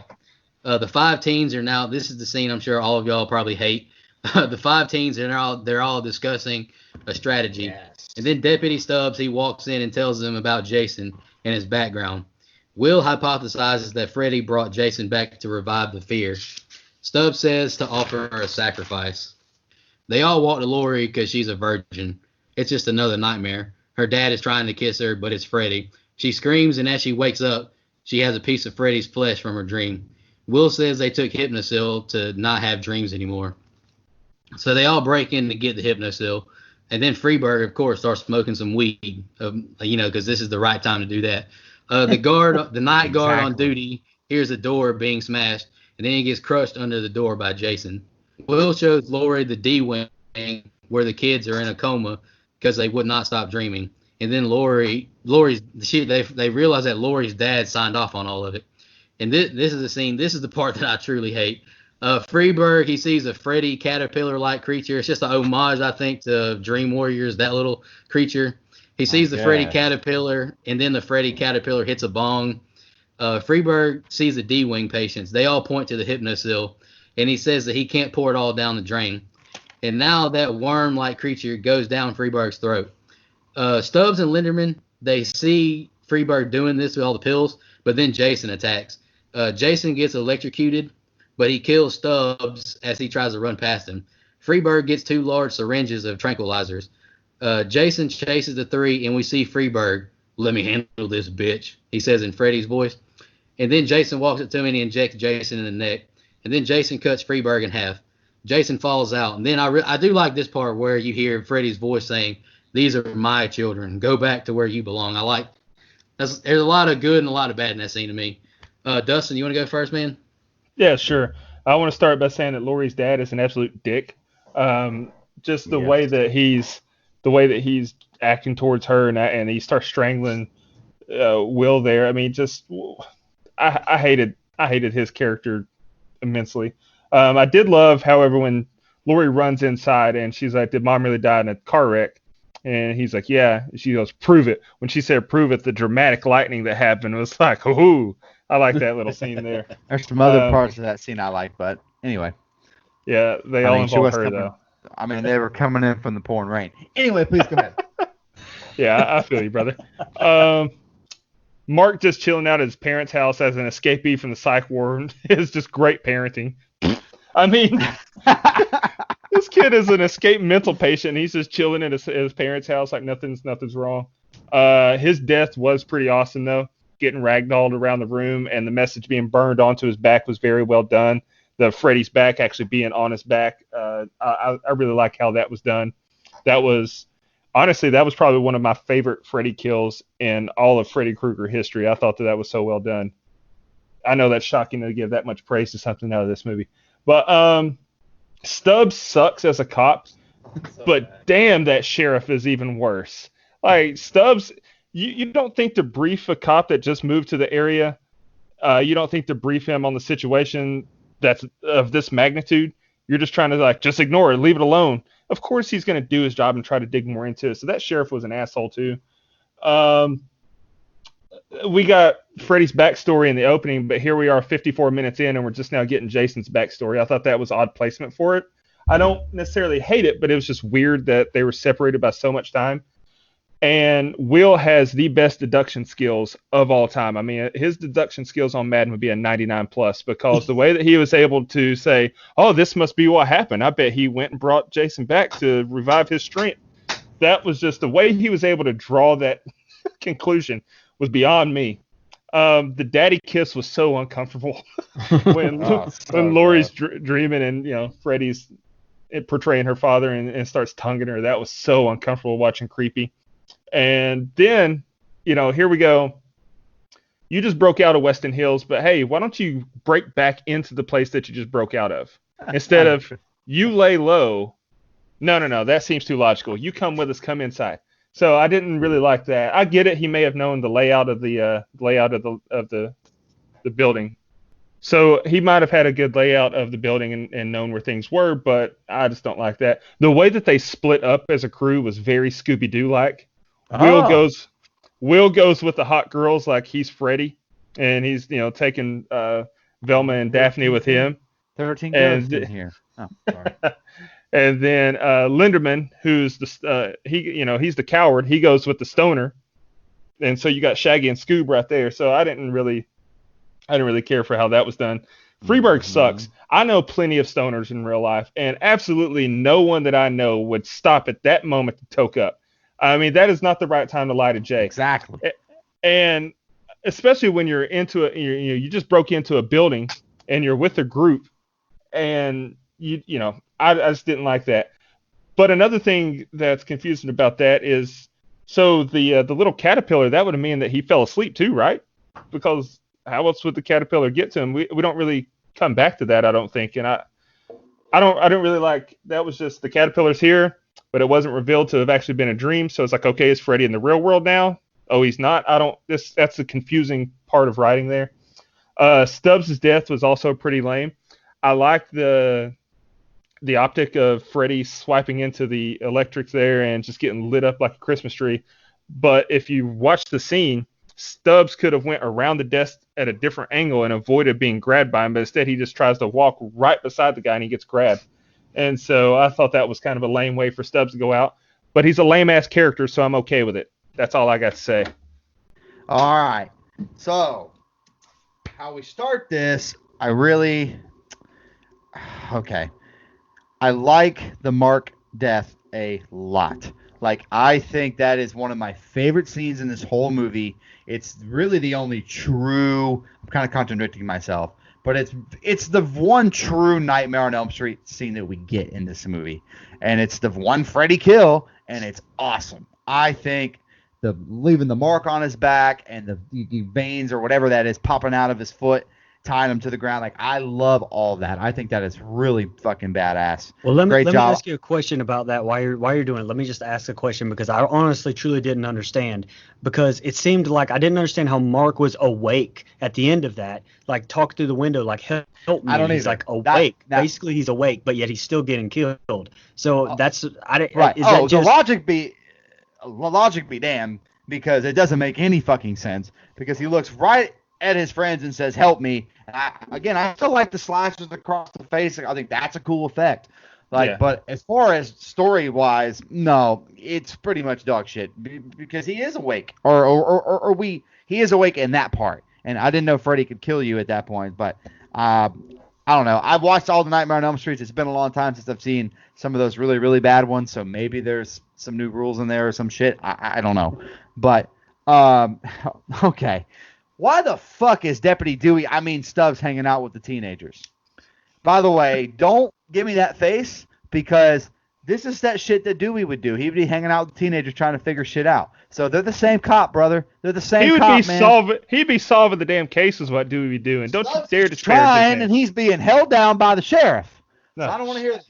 I don't want to hear this. He would be giving Yeah. access to Gail Weathers to solve the case. Yeah, I'm about to No, say, he- Dewey was only there for Gale. He would be banging Gail Weathers instead of getting killed. That's what He he'd be didn't do doing. that till Scream 2. Anyway, point being, that's dumb. I don't know why they're all sitting around this table. And like you said, it's so bad. Again, we get fucking Shrunken Jay and Silent Bob is just so stupid. Just fucking terrible. Okay. So I did like the line where the first time I ever saw it, I didn't know Lori was dreaming. So I literally thought it was a heel turn from fucking Destiny Child and Will. Like I thought that oh shit, they've been fucking this whole time. That's an interesting plot twist because they just look at her like tie the bitch up. Kind of funny, not gonna lie. Had a little chuckle with that one, but then you realize it's a dream. Hypnosil, make people forget their dreams. I guess my body produces that naturally because I don't remember shit that I dream about ever. I completely don't remember anything I've ever dreamed in my entire life. So I guess I have a natural hypnosil. I should sell that shit on the corner and make some extra money. Anyway, by the way, pot smoking dude, why the fuck are you stopping to smoke pot in the middle of this shit, man? I know why. Because you're a Jay and Silent Bob ripoff, and someone that wrote this movie thought that was so funny. He's token while he's about to get murdered by Jason Voorhees. Fuck out of here, man. That shit pissed me off. And then this caterpillar. This caterpillar looks like that fucking caterpillar from James and the Giant Peach, man. This thing sucks ass. And then it smokes pot. This does not belong in a good Freddy or Jason movie. Absolutely. It just doesn't. It doesn't fit. And it takes away from the good that you do get with the Freddy kill that I just talked about. I like some of that. I like the Jason kills. Like I think, Stubbs is not a good kill. But I think that Freesburg or Freeburg or fucking Jason Mewes or Jay or whoever, pot smoke asshole, I think his kill was fine. Like I like all that. I like the scene where he's pouring the fucking drugs down and the people with their eyes covered. Like I think that's a cool thing. But everything before that is just like these assholes sitting on the table that I don't care about. I have to deal with more of their dialogue. And then we got a caterpillar that looks like he rode in with the peach and the fucking ladybug. And I just don't. It just doesn't work for me, man. Like there's so much. I just hate how mixed bag this movie is. That's all. Yep. Yeah, this is by far my least favorite group of scenes in this entire movie. And honestly, I think it's just terrible writing. Mark's death, I liked the CG veins grabbing his feet, didn't age real well, but they missed an opportunity to me to tie this back in here, by not having Mark's older brother who died be someone from the franchise. Instead, we get the bully from A Christmas Story. And him in the bath of blood was effective, but all I could see is his face from the Christmas Story saying, cry, cry, the whole time. But, like I said, I don't understand how Mark was awake and getting killed. And I think that is just one example of many examples throughout this script of the writers and the director having no clue about the history of the characters that they're writing for. And I can't tell you how much I hate the scene with them all sitting around and Deputy Stubbs figuring out a plan. I remember even watching it in the theater thinking this was the biggest crock of shit writing I've ever seen. It was lazy. The dialogue was terrible. It picked up a little bit with the Laurie nightmare until the bad CGI ear kind of took you out of it. But, the rest of it to me was just so disappointing. Honestly, I did not understand why Jason was at Weston Hills. Obviously, it was just a cool interaction, but why was he even going there in the first place? To me, it just didn't make any sense. That was more of a Michael Myers move than Jason. I hate the Jason Mewes Jay ripoff character so bad. So I should be happy to see him die.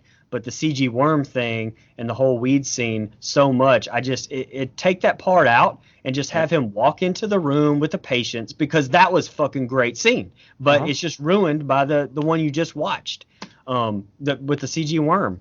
I will say ended well with that Freeburg possession. I did like that. The way that they shot up on him even made him kind of resemble Freddy a little bit as he stared, Jason down in that hallway. And that is the biggest plus. That and all those people sitting up, sitting and all the patients sitting up and then looking at Jason Mewes. I liked that, but those were just hindered and swallowed by the shit show that there was the rest of this group of scenes.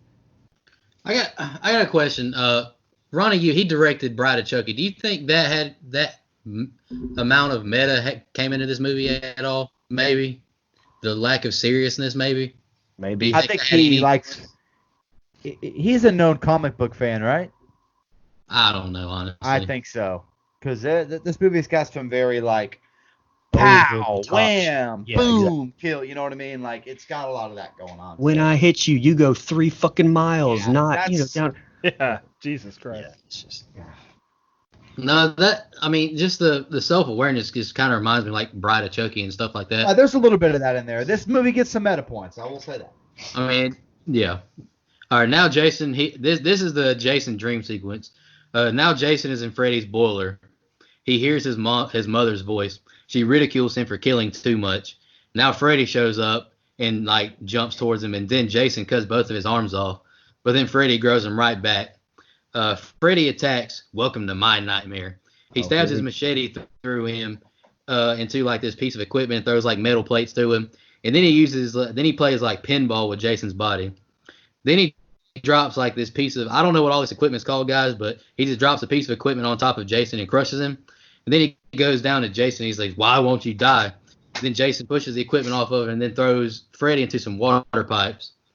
Jason goes to slice Freddy, but he stops because this is the part that I hate the most in this movie, because he's scared of water all of a sudden.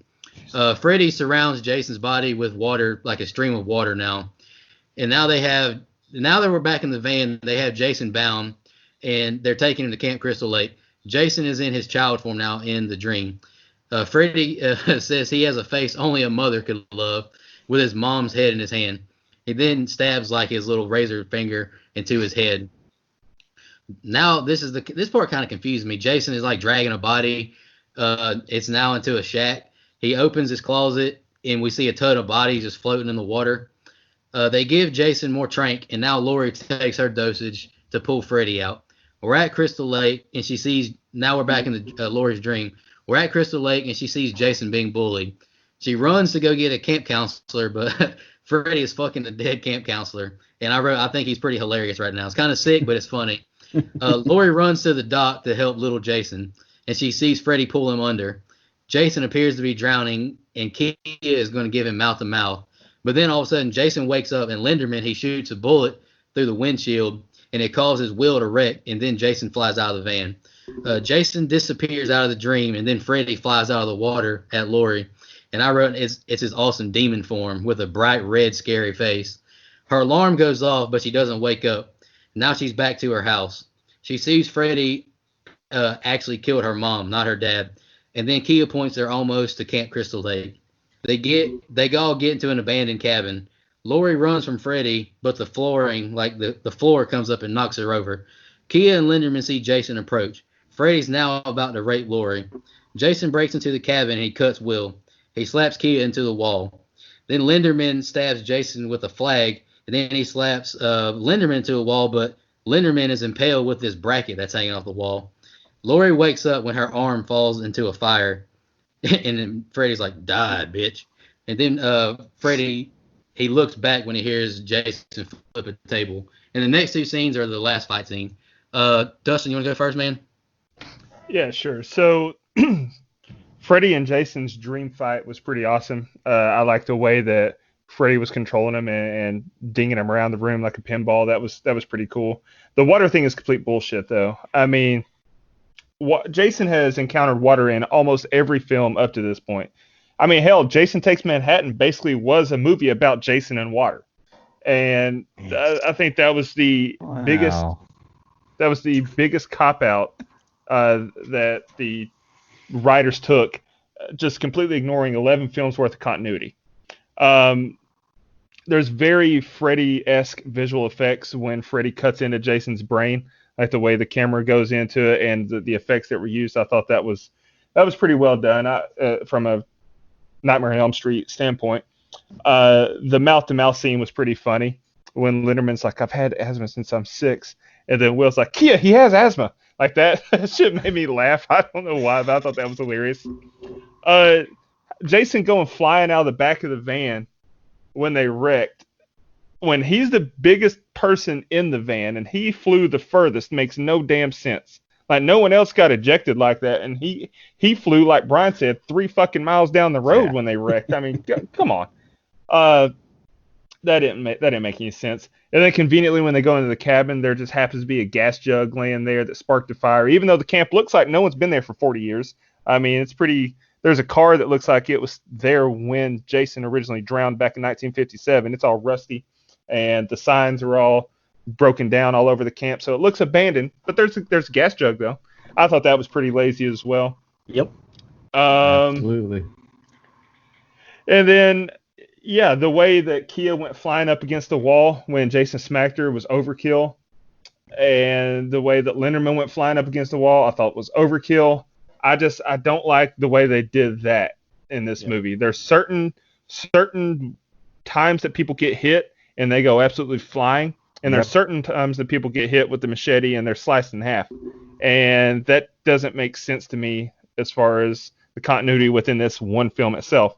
But overall, I don't mind these scenes if you ignore the part that I absolutely hate, which is the water bullshit. But the dream fight scene kind of redeems it, and I thought it was okay. Dead Meat says they look like the sandbags in Super Smash Brothers when they go flying. I love that. They do, I do hate the constantly flying too. And even I'm gonna go ahead and spoil it, but even I watched some interviews with Ken Kersinger, and he even said it didn't make sense that Kia goes flying when he hits her with a machete, but he cut Freeberg in half. He's like he didn't. He even thought that didn't make sense. Go ahead, Mike. Oh yeah, so I pretty much agree with everything you said, Dustin. I don't mind this Jason Freddy dream sequence as far as Jason's backstory. Like, that's fine. It's a little odd that we get it this late and all that, but that's fine and no big deal. The scared of water thing is my biggest point of contention in this movie. It ignores, like you said, 11 movies of continuity, which is almost 2 decades worth of films that have set up a whole story. And by the way, Jason literally comes out of the fucking water in the first movie as a kid because he's just been chilling in there. He's not scared of water. This is the dumbest decision ever. Like, I don't understand it. It doesn't work for me. And I will allow a lot of dumb things to go if I like a movie. I really will. This one I cannot stand for. It's a complete continuity fuck. And it'd be different if they let you know ahead of time, we're going to ignore all this continuity. No, they acknowledge the fact that the other movies exist in the beginning of this movie. That all these other movies exist in this timeline, in this universe. And so it's so frustrating because they could have done something so different there. And it really takes me out of the movie. Like, now they get me back in the last 2 scenes. They get me back, but they kind of lose me here. Like, there's just not a lot that I keep paying attention to. Like you said, he gets thrown from the van. That doesn't make any sense. Heaviest person in the fucking vehicle gets thrown from the van. Okay. I do like the stuff with Freddy and Laurie here. Like, I think their exchanges are good. Like, I like all that. I think that's good. I like how he pulls her, or how she pulls him into the real world. That's good. Like, I don't mind any of that. But this whole setup right here is almost ruined. It's not 100% ruined for me, but it's almost ruined by the fact that Jason Voorhees is scared of water. Like, it is a big point of contention for me. Like, it's really, I let it weigh down this movie a little too much for me. I will admit that openly. Mike, the motherfuckers have him walking out of the water at the end of this goddamn movie. I know, that's another thing. That's another thing. That's so stupid. God. He literally, he's submerged in water in part 7 until they wake his ass up. And then they put him back there when it's over. And then he ends up on a boat in one of the worst movies ever. Anyway, go ahead. I swear to God.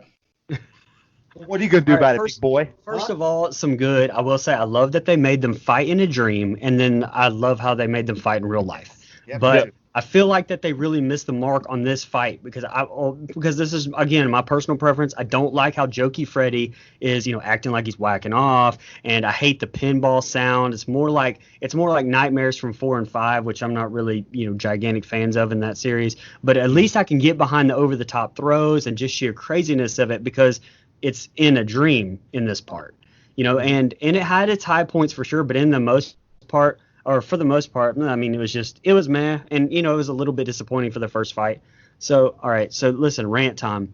Look, I grew up a Jason fan. I love Dark Freddy from 1 and 2 and New Nightmare, but they turned him into a clown. They turned him into Jokey Chucky, and obviously made him marketable and made $1 billion off of him. But Jason, until X, really stayed consistent.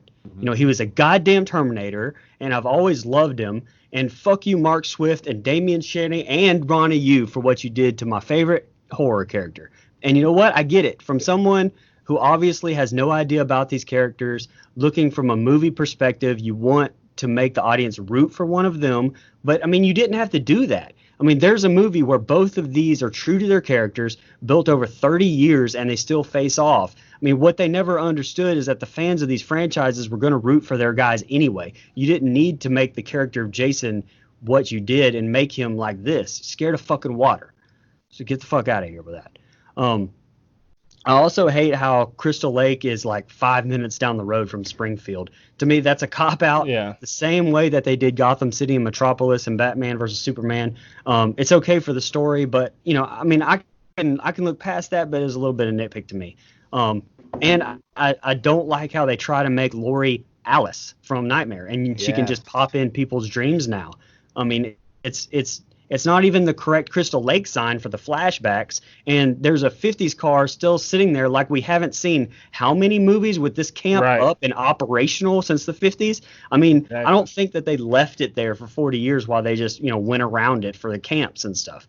And like I said, apparently now all you have to do is lay next to someone for some reason and you get in their dreams. A good thing I will say that the tension in the van with the almost gross CPR before the wreck was good, and Freddy about to rape Lori with the glove was like back to Dark Freddy again, and I liked that. I want to see Dark Freddy in this. So sorry if I talked too long, but that was rant time. No, we love it. No, you're good. This is definitely, I would say, a Dream Warriors kind of Freddy. He's not Freddy's dead Freddy by any means, but he's definitely not the first one or the part 2. He's got some comedy. This is the ending, fellas. Freddy, I wrote, he has a scared look when he realizes he's in the real world, but then he and Jason start fighting. Jason grabs Freddy and runs his body through a bunch of windows, and then he does the flying effect again, Dustin, when he throws him into another cabin roof. Mm-hmm. Linderman tells Kia he's going to rest at this tree, but we see that he actually is dying because he's bleeding out from being punctured by that bracket. Lori and Will hobble off and are met by Freddy, but Kia gets his attention.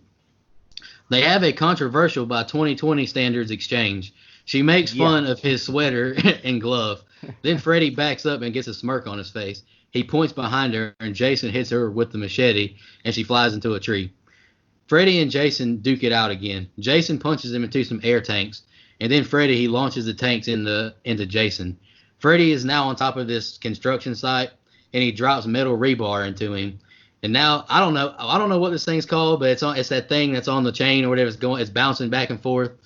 It hits Jason a couple times, and then Freddy tries to push this wagon of sand down the ramp, but he gets caught on a broken board. And then that thing that's swinging on the chain, it hits the ramp, and then Freddy falls down, and his foot gets caught in it. And then Jason grabs Freddy in the sand wagon, gets free, and it launches them onto the dock, another flying thing.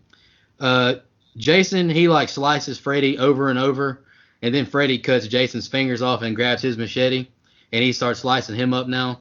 Lori covers the dock and the propane tanks with gas, and Freddy cuts him with the machete. Now he then stabs his claws into Jason's eyes and into his heart with the razor glove. Lori lights the dock on fire, and Jason punches deep into Freddy's body and then rips his razor arm off. and then Freddy stabs the machete deep into Jason's chest. The propane tanks explode, launching Freddy and Jason into the lake. Uh, Will and Lori are on the dock now. We see Freddy approach them with the machete. Jason jumps out of the water, stabbing Freddy's razor arm through his chest. He drops the machete and falls to his knees. "Welcome to my world, bitch," Lori yells as she cuts Freddy's head off. Jason sinks into the lake and Lori throws the machete into the lake with him. She and Will hobble off. At daybreak, we see Jason walking out of the lake with Freddy's head in his hand. And then we get a close-up of Freddy, and he winks, and we hear the iconic Freddy Krueger laugh. Who wants to go first on the epic battle? I'll go Any first bones? because mine's pretty short. Go ahead, brother. I love all of this. I think it's all good. I think the physical battle delivers on exactly what Freddy vs. Jason should be. Look, I mean, of course, I can nitpick some illogical things and stuff like, that doesn't make sense. It doesn't make sense. And there's a lot, and there's some of that here. But just from a pure, we get these two iconic characters going at it against each other. I think this delivers on that pretty damn well. Some of it is over the top, yes, but I love when Jason's running Freddy across the windows. I think that's really cool. I like Freddy's fucking. I mean, I know it's barb or whatever, but it's basically a damn missile launch, and some of them catch Jason. I like that. I think that's good. I like when they're on the dock. I think that's a lot of good stuff. And a lot of people didn't like this, and I think I don't know, maybe I'm in the minority, but I like when the glove when Jason takes Freddy's glove and puts it through him. Like, I think that's awesome. That is a big point that I think is a good thing. I love that Freddy starts using his machete and you think it's actually going to work, and then boom, here comes the Freddy glove. Like, I like all that, and I think the fight delivers on what the fight is supposed to be. Again, a little over the top, but hell, this whole movie is. At least this, we get some really cool badass shots, at least in my opinion. So again, it's not perfect, but I do think it delivered as far as a fight between the two characters. I've always said this movie made me want a sequel because of the fucking end. Like, can I get one more battle with these two? Maybe shot by somebody else, preferably. But that's another story for another day. But James won. That'd be fine with me. I'd be all down with that. Rob Zombie. Shut up. Fuck no. Fuck that. We already got that according to Brian. Anyway, no, me. oh, sorry. Yeah, you're right. And I'm watching it right now. I like that you have Jason come out of the water, even though you've made him scared of the water in this movie. He comes out of the water with Freddy's head, and you get the wink and the laugh. I actually really love that shot. It's iconic to me. Probably one of my favorite parts of the movie. So I don't have any complaints. What I do have a complaint with is Kia's death. That shit sucks ass. I don't like their exchange, and Linderman could have died earlier, and it wouldn't have been a big deal to me. So whatever. Probably not a good idea to use the homophobic slur and say dark meat. Probably not great. Yeah. Right. All right, so the final scene was as advertised. The final fight scene was. I mean, it lived up to everything. However, Linderman's death was lame as hell. He just bled out after a shelving bracket stabbed him in the back. I mean, what the fuck? I hated that death there. And yeah, we get a racist comment and a gay slur back to back, which is really a sign of the times. And fun fact, Kelly Rowland's little line there, dropping the F-bomb that's not fuck. That was not in the script. That was apparently an improv, and I don't know. I couldn't find if it was her improv or if it was like, you or someone saying, hey, throw this in there, but it was not in the original script. And the script writers were actually upset because they thought that would cause a lot of backlash from the LGBT community. So, yeah. The way that Kia flew when Jason hit her with the machete, like you said earlier, it didn't make sense because the way that Freeberg was just sliced in half, but he hits her with the machete, and she's made of a much more resilient material, and she flies up against a tree. I didn't like that. The big fight, it's awesome. The air tanks flying, I thought that was awesome to me. The way that he's just chopping them off and sending them at him like torpedoes, that was pretty cool. They get down to the dock, and it really kicks up a notch. There's good effects and cinematography there with the shots and the way that it's filmed. The knives to the eyeballs, the finger knives to the eyeballs was awesome. Freddy's death was very well done. I love the poetic justice. He had the machete in his hand, ready to do work with Jason's weapon, but then Jason killed him with his own fingernails. I thought that was cool. And then, surprise, he's not actually dead. These bastards can never die. The way that Jason just walks up out of the water with Freddy's head in tow, and the smirk and the wink was great, well done. I would love a follow-up movie, like you said. However, maybe we get the battle at the end, but maybe the first part of the movie they're trying to get retribution because of all the damage that the kids caused them. Something like that. I think that there's a good sequel to be made there if we get it out of Ronnie Yu's hands. He should never touch another horror movie ever. Yeah, I agree, by the way. Well, and the writer's hands for sure. Yeah. This I can get behind the rock music for sure during this. This is what I was talking about. Like, this is where the rock music really, I love that they used it here. And I know people love this fight, but I mean, we've had women kick Freddy's ass in 2 seconds in the real world through this entire series. So it really shouldn't even be a fight in the real world. Right. And then you have the over-the-top throws again, because this is the Matrix apparently, and you get the kick in the balls, get the fuck out of here with that. I actually wrote down that I kind of felt bad for Kelly Rowland because she got such shitty lines, and I felt like that the writers just didn't do her good at all until I read the same thing Dustin said, that the F-bomb line was actually hers, and I was like, oh man, well, fuck her. So, I think her whole character sucked, bitch, period, and obviously it wasn't just because of the writers. The oxygen tanks, they made for a cool visual, but once again, the torpedoes line, hokey, meh. And I mean, once you suspend your belief and just sit back and have fun watching the two fight and completely forget about, this being a Freddy versus Jason movie, and if you just totally take away everything, the continuity, and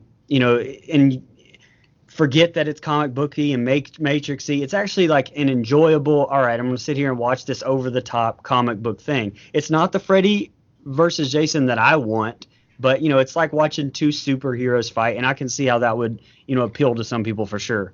I do hate, honestly, how Freddy basically just cuts him into pieces like he's some superhuman on the dock, which is why, like, you can, in your head canon, and the argument for the Freddy side of this is, okay, at some point during their fight, Jason got knocked out and they went to the dream world, which doesn't make sense at all, but the whole thing to me doesn't make sense how it's written, but that would at least explain, his superhuman strength again in the real world, and it would explain the wink at the end.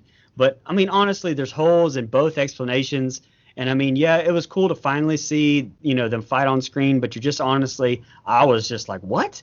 By the end of this, at least even in the theater, I remember just being like, what the hell just happened? And I think that's intentional, which was smart on their end, because you don't want to piss off one of the franchise's fans. So you try to cater to both. But it was just poorly written the way that they did it. Like I said, I've read many scripts that were much more well done than any of these, so I'm not really sure why it was, why they went with this route. And the scene with Jason walking out of the water, we've already touched on it. He's supposedly afraid of water, but he's holding Freddy's head, and that was a really cool visual with the fog coming off the water. So it was a cool shot. Didn't make any sense whatsoever, but it was a cool shot. All right, y'all got any final thoughts before we jump into a couple fan questions? Let's do it. I know we still got a lot of discussion ahead of us, but let's go ahead and knock these questions out because we can answer some of that in this. We're going to go with her on Twitter. We got this question. Her @name is Mirza Michelle. Pretty simple. Can you guys tell us which franchise you like better, Freddy or Jason? I like the Friday the 13th better. There's only, honestly, 2 Freddy movies that I really like. The rest of them kind of freaking suck. And it's not Freddy's fault. It's just they turned Freddy into a joke, honestly. If we would have got original Nightmare on Elm Street and Dream Warriors Freddy the whole time, yeah, we'd have an argument. But from 4 on, it's a stink fest to me. New Nightmare is okay, but that's really not even Freddy. We're going to get into that in a film review down the road. That movie is too meta to me. That's just me. I'm not the meta guy. Mike, you Freddy? Are you a Friday or a Nightmare guy? All right, so I've said this for a long time. I think the the good Nightmare movies are better than the good Friday movies. Same. However, I feel like the bad Nightmare movies are significantly worse than the bad Jason movies. Because at least with the bad Friday movies, you get a bunch of kills and you get like a really cool villain in Jason. He's a badass. He's basically, like Brian mentioned, Terminator. So at least in that you get that same that they like you mentioned, they just turned Freddy into this joke. But I happen to like more of the Nightmare films than you do. I like 1, I like 3, I like New Nightmare. I enjoy 2 for what it is, because you get Dark Freddy, and I like Dark Freddy. Same. So I think the really good Nightmare movies are better than the really good Jason movies. Which character do I prefer? Probably Jason. As far as turning on the franchise, I guess I would probably say Friday the 13th. Because as much as I love Dream Warriors, and I mean, if you're asking me which one has the best movie out of both, it's Nightmare on Elm Street, because Dream Warriors is significantly better to me than all the films. Like, I'm a big Dream Warriors guy over here. But as a whole, I'll probably take Friday the 13th. It's close, though. It's close. Of course, I'm a Michael guy. It's kind of hard to answer this question. And Halloween has shitty movies, too, by the way. I'm not standing over here. Oh, all 3 of them have some stinkers. Some real bad stinkers. All 3 of their 5th movies suck ass. All of them. Go ahead. Go ahead, Dustin. Friday or Nightmare? I already know Yeah. this answer. Yeah, you know this, and I side with you on this all the way. Friday the 13th is my favorite horror franchise. I think that Jason's a badass villain, and I'm with you. There's only a couple of Nightmare movies that I actually really enjoy. I just don't really care for most of them, and like you said, it's because of the movies themselves, not because Freddy is a character. Right. And definitely not because Robert Englund, because he is fantastic in the role, and as with everything he does. But top to bottom, if you told me that I could pick one of these franchises and I had to watch them and nothing else but for a year, it's Friday, hands down, Friday 13th. Honestly, I would probably pick 3 Jason movies before I even got to a Freddy movie. That's just me, though. I'm taking Dream Warriors 1, and then after that we can have some debate. I would take Final Chapter, Jason Lives, and the remake before I even got to the original Nightmare. But that's just me. Me. Go ahead, Brian. Yeah, sounds like some rankings need to happen. I almost am like right there with Mike on almost everything that he said. I enjoy more Nightmare movies, I think, than the rest of everybody. I enjoy 1 through about 4.5 probably. 5, right. Freddy's Dead I don't like, but I love, New Nightmare is my favorite one, but like you said, it's iffy. I hate the remake. That doesn't even exist to me. Franchise of Jason, I kind of already said my answer, during the thing. Like, my favorite character is Jason. It's just because it always has been ever since I was younger. I can watch a Nightmare film, even the beginning of this film. When I hear the Nightmare music, I get a nostalgic feeling that I don't get when I watch Friday the 13th. But I enjoy the camp setting. I enjoy the story. I know what I'm getting. I like the remake of 09 Friday the 13th probably better than any of the films in any of the franchises. Spoiler alert for when we rank those. But if I had to pick between the two, I would pick the character of Jason and, probably the Friday the 13th franchise. It's a lot closer, though, I think, than everybody else. As far as that's concerned. It's close for me, too, because Dream Warriors weighs a lot in my book. I fucking just love that movie to death. Yeah, I like Dream Warriors, too, but the ending sucks. I understand. I hate the ending of Dream Warriors. I understand. All right. Yeah. All right, Brian, get your popcorn, because here's the next question. Actually, we're going to let Brian go last, because I think he might have a lot to say. All right, our really good friend of the show, Sean Irwin, he asked, besides the water, what would you have changed to make it better? I kind of said most of them. I was say, I feel like we've answered it. Yeah, I told him that we was going to kind of answer this throughout. The water, obviously, is a big thing that I would change. But honestly, the more I've watched it, I hate that part. But it's in his dream. In reality, he's not scared of water, because in part 4, part 5, part 6, part 7, and part 8, he voluntarily goes in the water. So it makes no sense that he's scared in his dream all of a sudden. That's the biggest thing I would change. I would definitely get rid of this flying effect they use all the time. That junk gets kind of old after a while. If I think anything else I'd change, I'll say it. Dustin, you would change in this movie? I think I've answered it. There's just How much time you got, feller? Yeah. Go ahead, buddy. I feel yeah. Just knock some stuff out. Yeah, I mean, it's just basically the douchebag characters. It's a I'll writing. change all the characters. I would change. I would keep the casting because I think the casting has a lot of potential. Even Kelly Rowland, but it's just the way that the character is written and the way that the dialogue is written, and it's just such shit to me. And like you said, the effects of people flying all over the place, the continuity between each franchise as well as the continuity within this one film, and to get rid of the slow motion Savage Garden effects, I don't need those as well. And other than that, I mean, the CGI too. Some of the CGI is real bad looking. Yeah, well, it didn't age well. Here we are, 2020. It's hard to look back on something made in 2003 that relies on this much CGI and say that it held up. It doesn't happen. And so hire somebody to do practical. Fuck. It is what it is. But there is a good movie there. Yeah. But it's just not the one that we got. I have one change. Go ahead, brother. Because you knocked down everything I was going to say. My one change is I would change the fucking director. Go ahead. Well, I mean, you got it. The director's just basically taking what the writers wrote and putting it on film. Like, if he was a good director, he would make them, actually act better and have the lines delivered better. Exactly. But it's not 100% his fault, No, I understand that.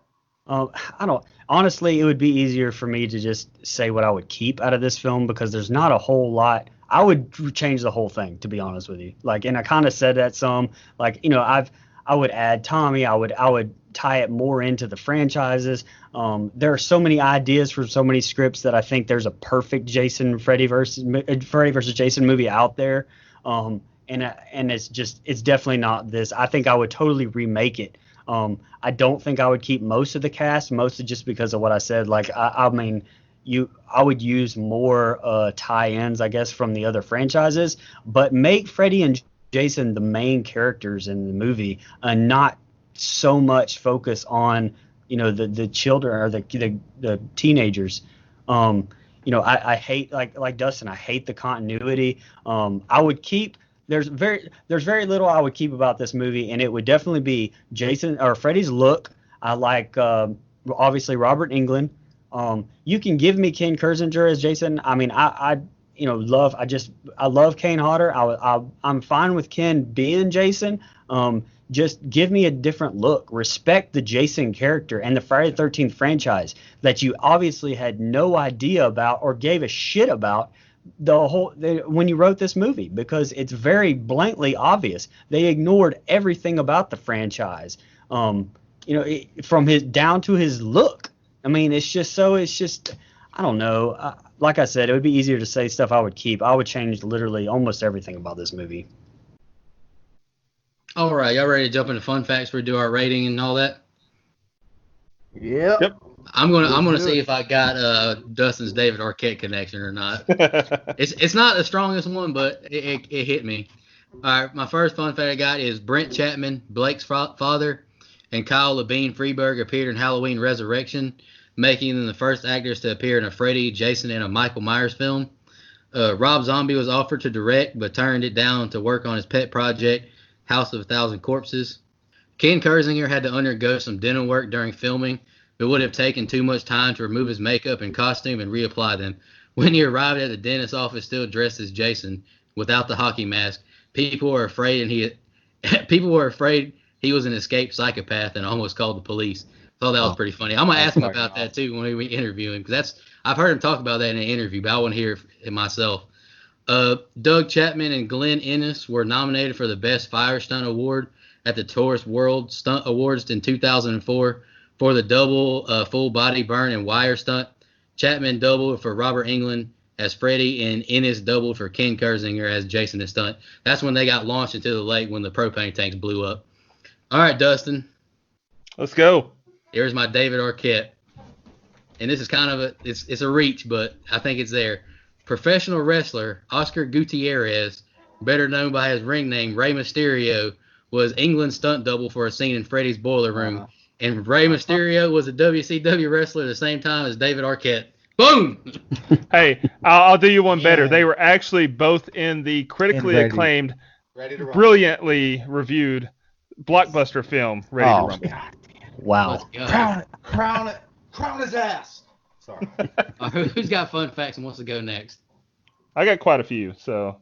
I don't have any fun facts. The only thing that I did want to say is that there are a lot of alternate endings, including some that had Pinhead in it, that I think every one of them was 10 times worse than the shit show that we even got. So thankfully we didn't even get any of those, or it would have been even worse.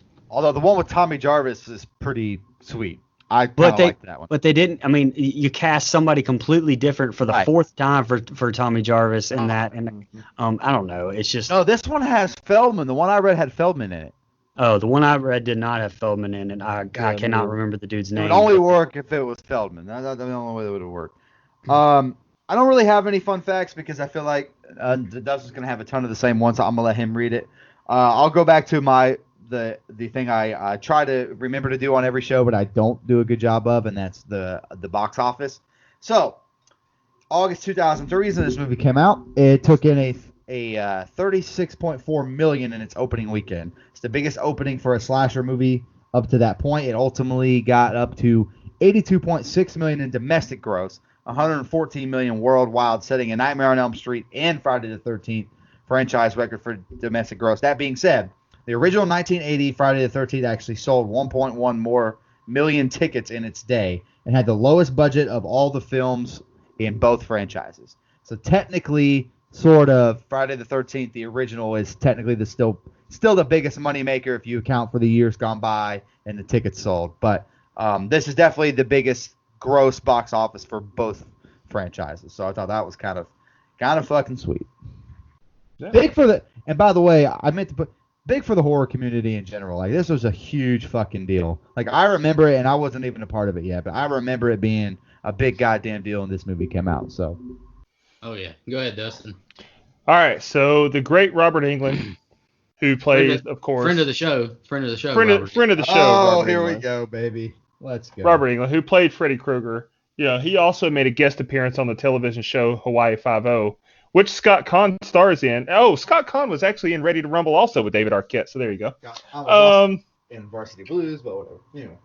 Jason Ritter stars in the film. His father was John Ritter, who was in Bride of Chucky. With David Arquette's sister, Alexis Arquette. So there you go. There you go. Yeah. These are all going to be arcade connections. Okay, I'm done. I'm done. It's honestly impressive.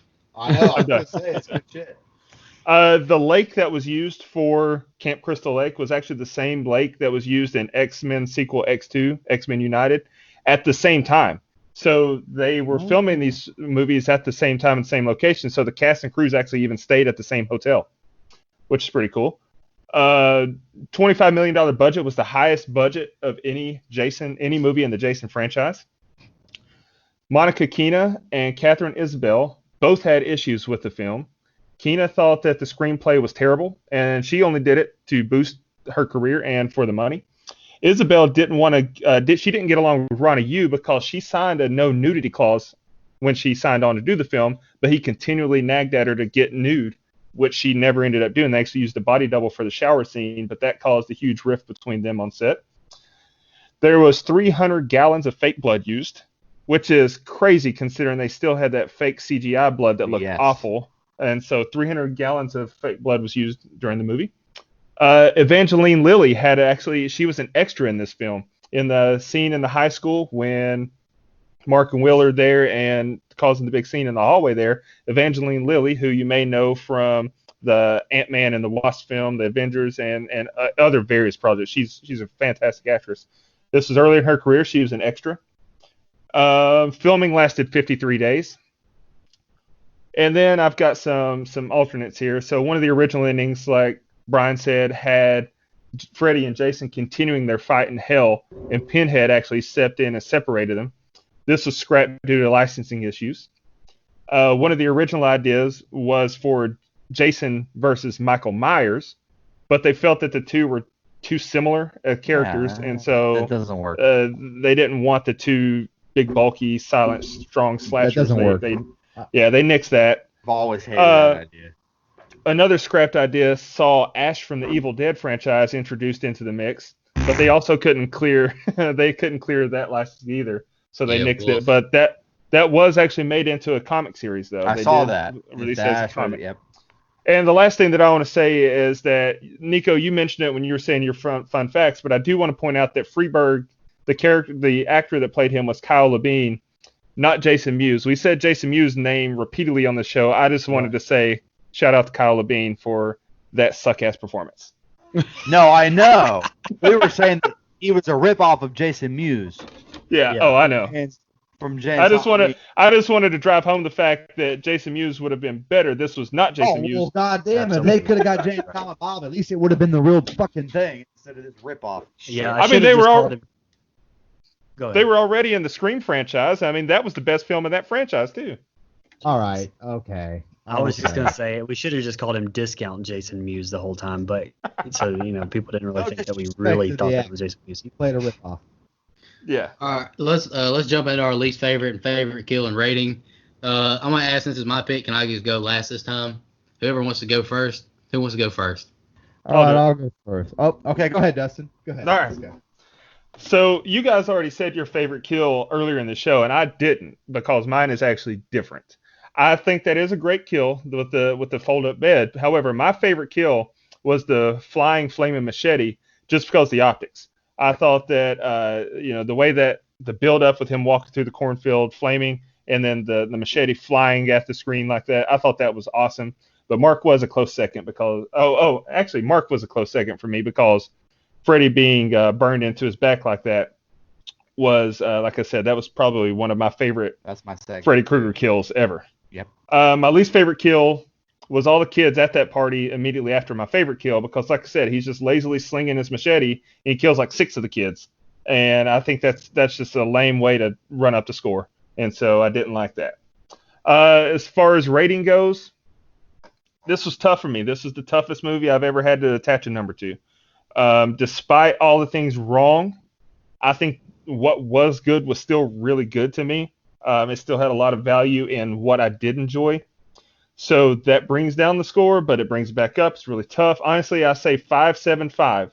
I'd rewatch it again without hesitation, but there's so much that was left on the table. All right, let's let the two barking dogs go last. I'll go next. All right, so my favorite kill I already said was Trey. My least favorite is Stubbs. Not a whole lot to it. Kind of a dumb kill, so there's just not a whole lot there. Okay, my rating. This is tough for me because, again, I didn't grow up with these franchises the way that a lot of people did, and so I don't have that emotional attachment, but I do love both of these characters. I like both these franchises a lot for what they are. I recognize how important they are to horror, and I recognize how important they are to my favorite franchise, because all three are kind of interwoven on accident. It's just kind of the way it is. And so I really like that. I thought this movie is enjoyable for what it is. I think I like what Dustin said. What it gets right, it gets right. What it gets wrong, it gets wrong. And I think that is why it's such a middle-of-the-road movie for me, and it makes me more angry because there's a better film here between these two iconic characters. And I think someday one will be made. There will be a better Freddy vs. Jason movie made someday before we die. I do think that film gets made at some point. Maybe I'm wrong. I don't know. But I kind of hope so. They better bring Robert Englund back, because then it's not even worth it if he's. Well, that's true, unless you can use CGI head. But I like the portrayals of Freddy and Jason. I know that's an unpopular opinion, but I think Ken Kirzinger is good. He doesn't bother me because I don't have that attachment to Jason, or I don't have that attachment to the Kane Hodder Jason. I like Kane Hodder as Jason, but friend of the show, Kane Hodder. Right. Friend of the show, Kane Hodder. Hopefully, friend of the show, Ken Kirzinger. Again, a lot to like enjoyable watch. I would watch it again anytime. I watch it at least once a year, sometimes by accident because it'll be on Sci-Fi around Halloween or something like that. So it is on my TV at least once a year because it's two very iconic characters. That being said, I think we put it fourth in the Friday the 13th franchise rankings. That's where I put it, maybe fourth or fifth. That sounds about right because I give this a 6.5. 6.5. Enjoyable. I don't hate it, but I certainly don't love it because I feel like there's a better movie to be made there. Okay, so and mine's not even going to be long because I feel like I ranted the whole time. But I know it seems Brother, I like want you to get everything off your chest right now, brother, because I'm I about feel to. like that I have to be. I feel better about it. I feel finally got this out for the most part. I've heard a lot of goddams and fucks tonight. You're right. I'm sorry. No, you know what? No, I'm sorry. I'm not sorry. Not at all. I know it seems like I hate this movie. I ranked it fifth in my Friday franchise rankings, which kind of, I guess, says a lot about the Friday franchise. The way that I feel about this, that there are a lot of Friday movies that I dislike more than this. So hate's a strong word. Again, I was disappointed 17 years ago when I saw this in the theater, and I'm disappointed now, mostly because I feel like, because of what I feel like it should have been and not what it is. Like I said, I've talked enough during this review, so I'll go ahead and get into it. My favorite kill was the first one. Like I said, Trey being killed through the bed and then folded was fucking brutal and awesome, and that's a Jason. That was Jason right there. My least favorite kill was Blake, where they didn't show it to you, but not only that shitty editing, with the machete stop. This is 2003, not 1980. They should do better on the damn editing. And again, no, I do not dislike Ken Kersinger's portrayal of Jason. I dislike the fact that it wasn't Kane Hodder, which is not his fault. Again, I don't know why I use the Batman references a lot, but it's like, Val Kilmer's performance of Batman was great. He just wasn't Michael Keaton. And it's just, to me, like, that's how I felt about this. So anyway, I'm going to give it a 5.5. And to be honest, I had it rated a 5.75, just like Dustin did. And I knocked it down while we were sitting here talking because honestly, I just got riled up and got madder, so it knocked it down a little bit. Wow.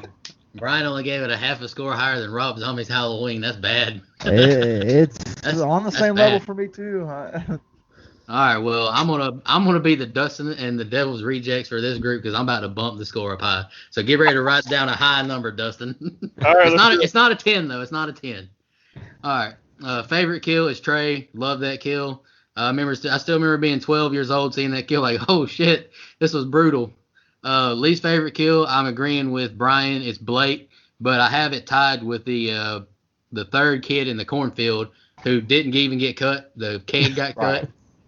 That's one of the things I was talking about with the dead meat kill count because I never noticed that. I mean, it would be hard to notice that if you're not actually like watching it. You know what I'm saying?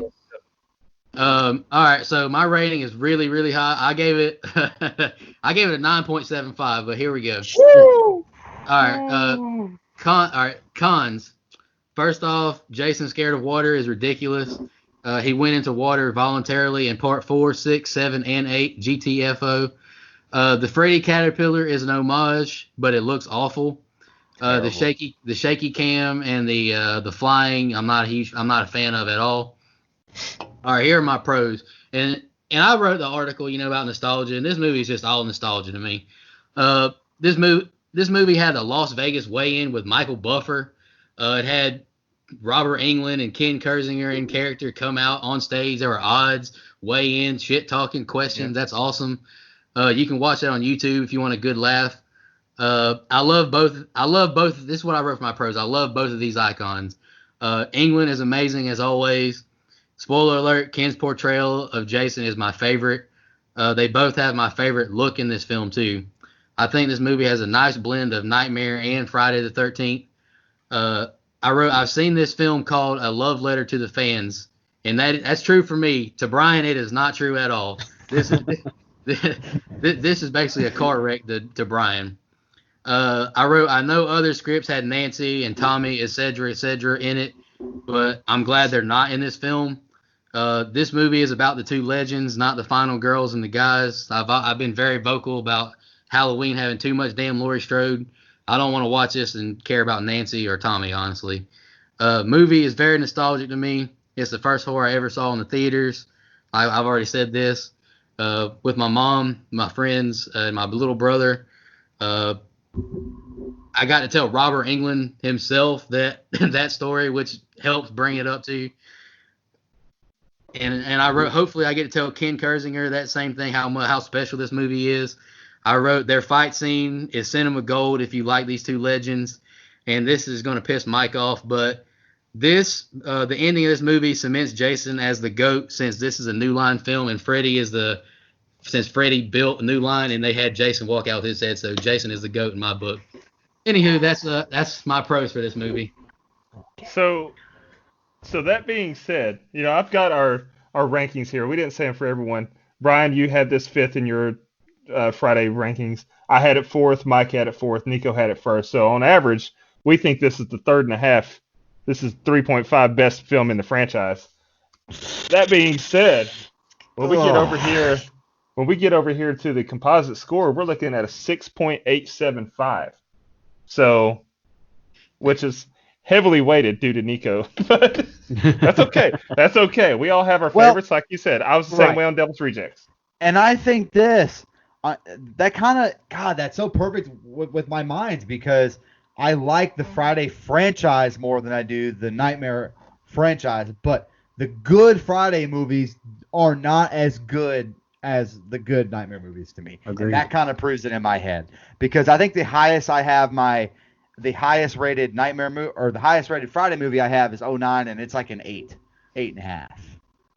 And then after that, I think it's like I think it's Lives, which I think I rated like a 7.5, 8. So that makes sense to me. Okay. Yeah, let's go ahead and spoil it. October 31st for Halloween. We're gonna rank all three of the big three franchises, 1 through 31. Halloween, Friday the 13th, and Nightmare on Elm Street. We're going to rank all 31. That's going to be very, very intense. Oh, I love it. Mike's going to have the entire Halloween franchise 1 through 10, except for 5 and 3. I was going to say, number 30, spoiler alert, number 30 is fucking Halloween 5, because nothing is worse than, I'll get you, my pretty, and your little dog, too. Fucking Freddy's dead. You're always going to be dead ass last. You suck ass film. You piece of shit. Yeah. Anyway. Season of the Witch is the worst. Anyway. Yeah. Well, it's close. Last for me too. It's close. But hey, we don't want to give that away for free. We don't give that away for free. Yeah, we might do a live stream of that, but don't tell anybody. We're just teasing, brother. I'm really glad this was our 50th episode, honestly, even though it didn't get the highest ratings. Our logo is Michael Myers, Freddy Krueger, and Jason Voorhees. And what better way to celebrate our 50th episode than to review a movie that has 2 of them in it? There's a lot of nitpicks, a lot of things that people don't like about this movie, and I get it. I think a lot of people would understand where I'm coming from, too. That's just, we're all different horror fans.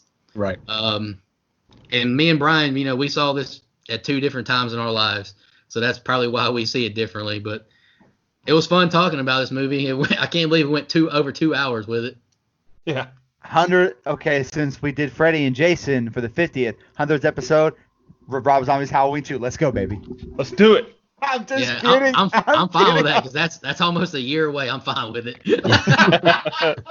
Yeah, we'll talk about it in a year. Right now, sure, no problem. Yeah, sure. Wow. Okay. Wow. We'll do it before then, Dustin. I promise. Okay. And I just want to say thank you for film, though. letting me rant, and thank you for letting me get this off my chest that's been building up for 17 years that I haven't really had anybody to bitch to about, and now I have a ton of people to bitch to about. So thank you. Yeah. No, I totally get it. And I'm sure I'm in the very big minority with it not wanting Tommy and Nancy. I love those characters in their franchises and their movies, but I've been very vocal. There's too much Laurie Strode. I want to see more Michael Myers. I don't want to see more. I don't want to see more Final Girl or Final Guy. And I mean, this movie's supposed to be about them two. They could have made it better about them two. Right. But like honestly, I didn't even care. Like y'all kept bringing up how much y'all hated the characters in this movie, but I didn't care because I was just more focused on the next fight. And The Well, good that was scenes with them. right. Well, that was my issue, is because we spent way too much time with these dog shit ass characters. Like, we should have had Yeah, more that little Freddy Jason. chunk where they were going to Yeah. school. I didn't need any of that. I'm with you Yeah. on that. I will say I do like Mark's character. He's probably my favorite character in the movie. Mark and Will are probably my two favorites. Lori, you could kind of tell didn't even want to be in this movie. Yeah, you can definitely tell. But any final thoughts, guys? I'm good, fellas. Enjoyed it, man. That's it. No episode next week. It's 4th of July. We're gonna have some bonus content dropping for y'all though, so we're not gonna not give y'all an episode. We really appreciate support. It's been a great time, honestly. 50 episodes with my buddies talking about my favorite genre and some of my favorite characters, and I look forward to another 1,000 more of these, hopefully. Y'all have a good night. We really appreciate support. And just want to remind everybody to don't go out there.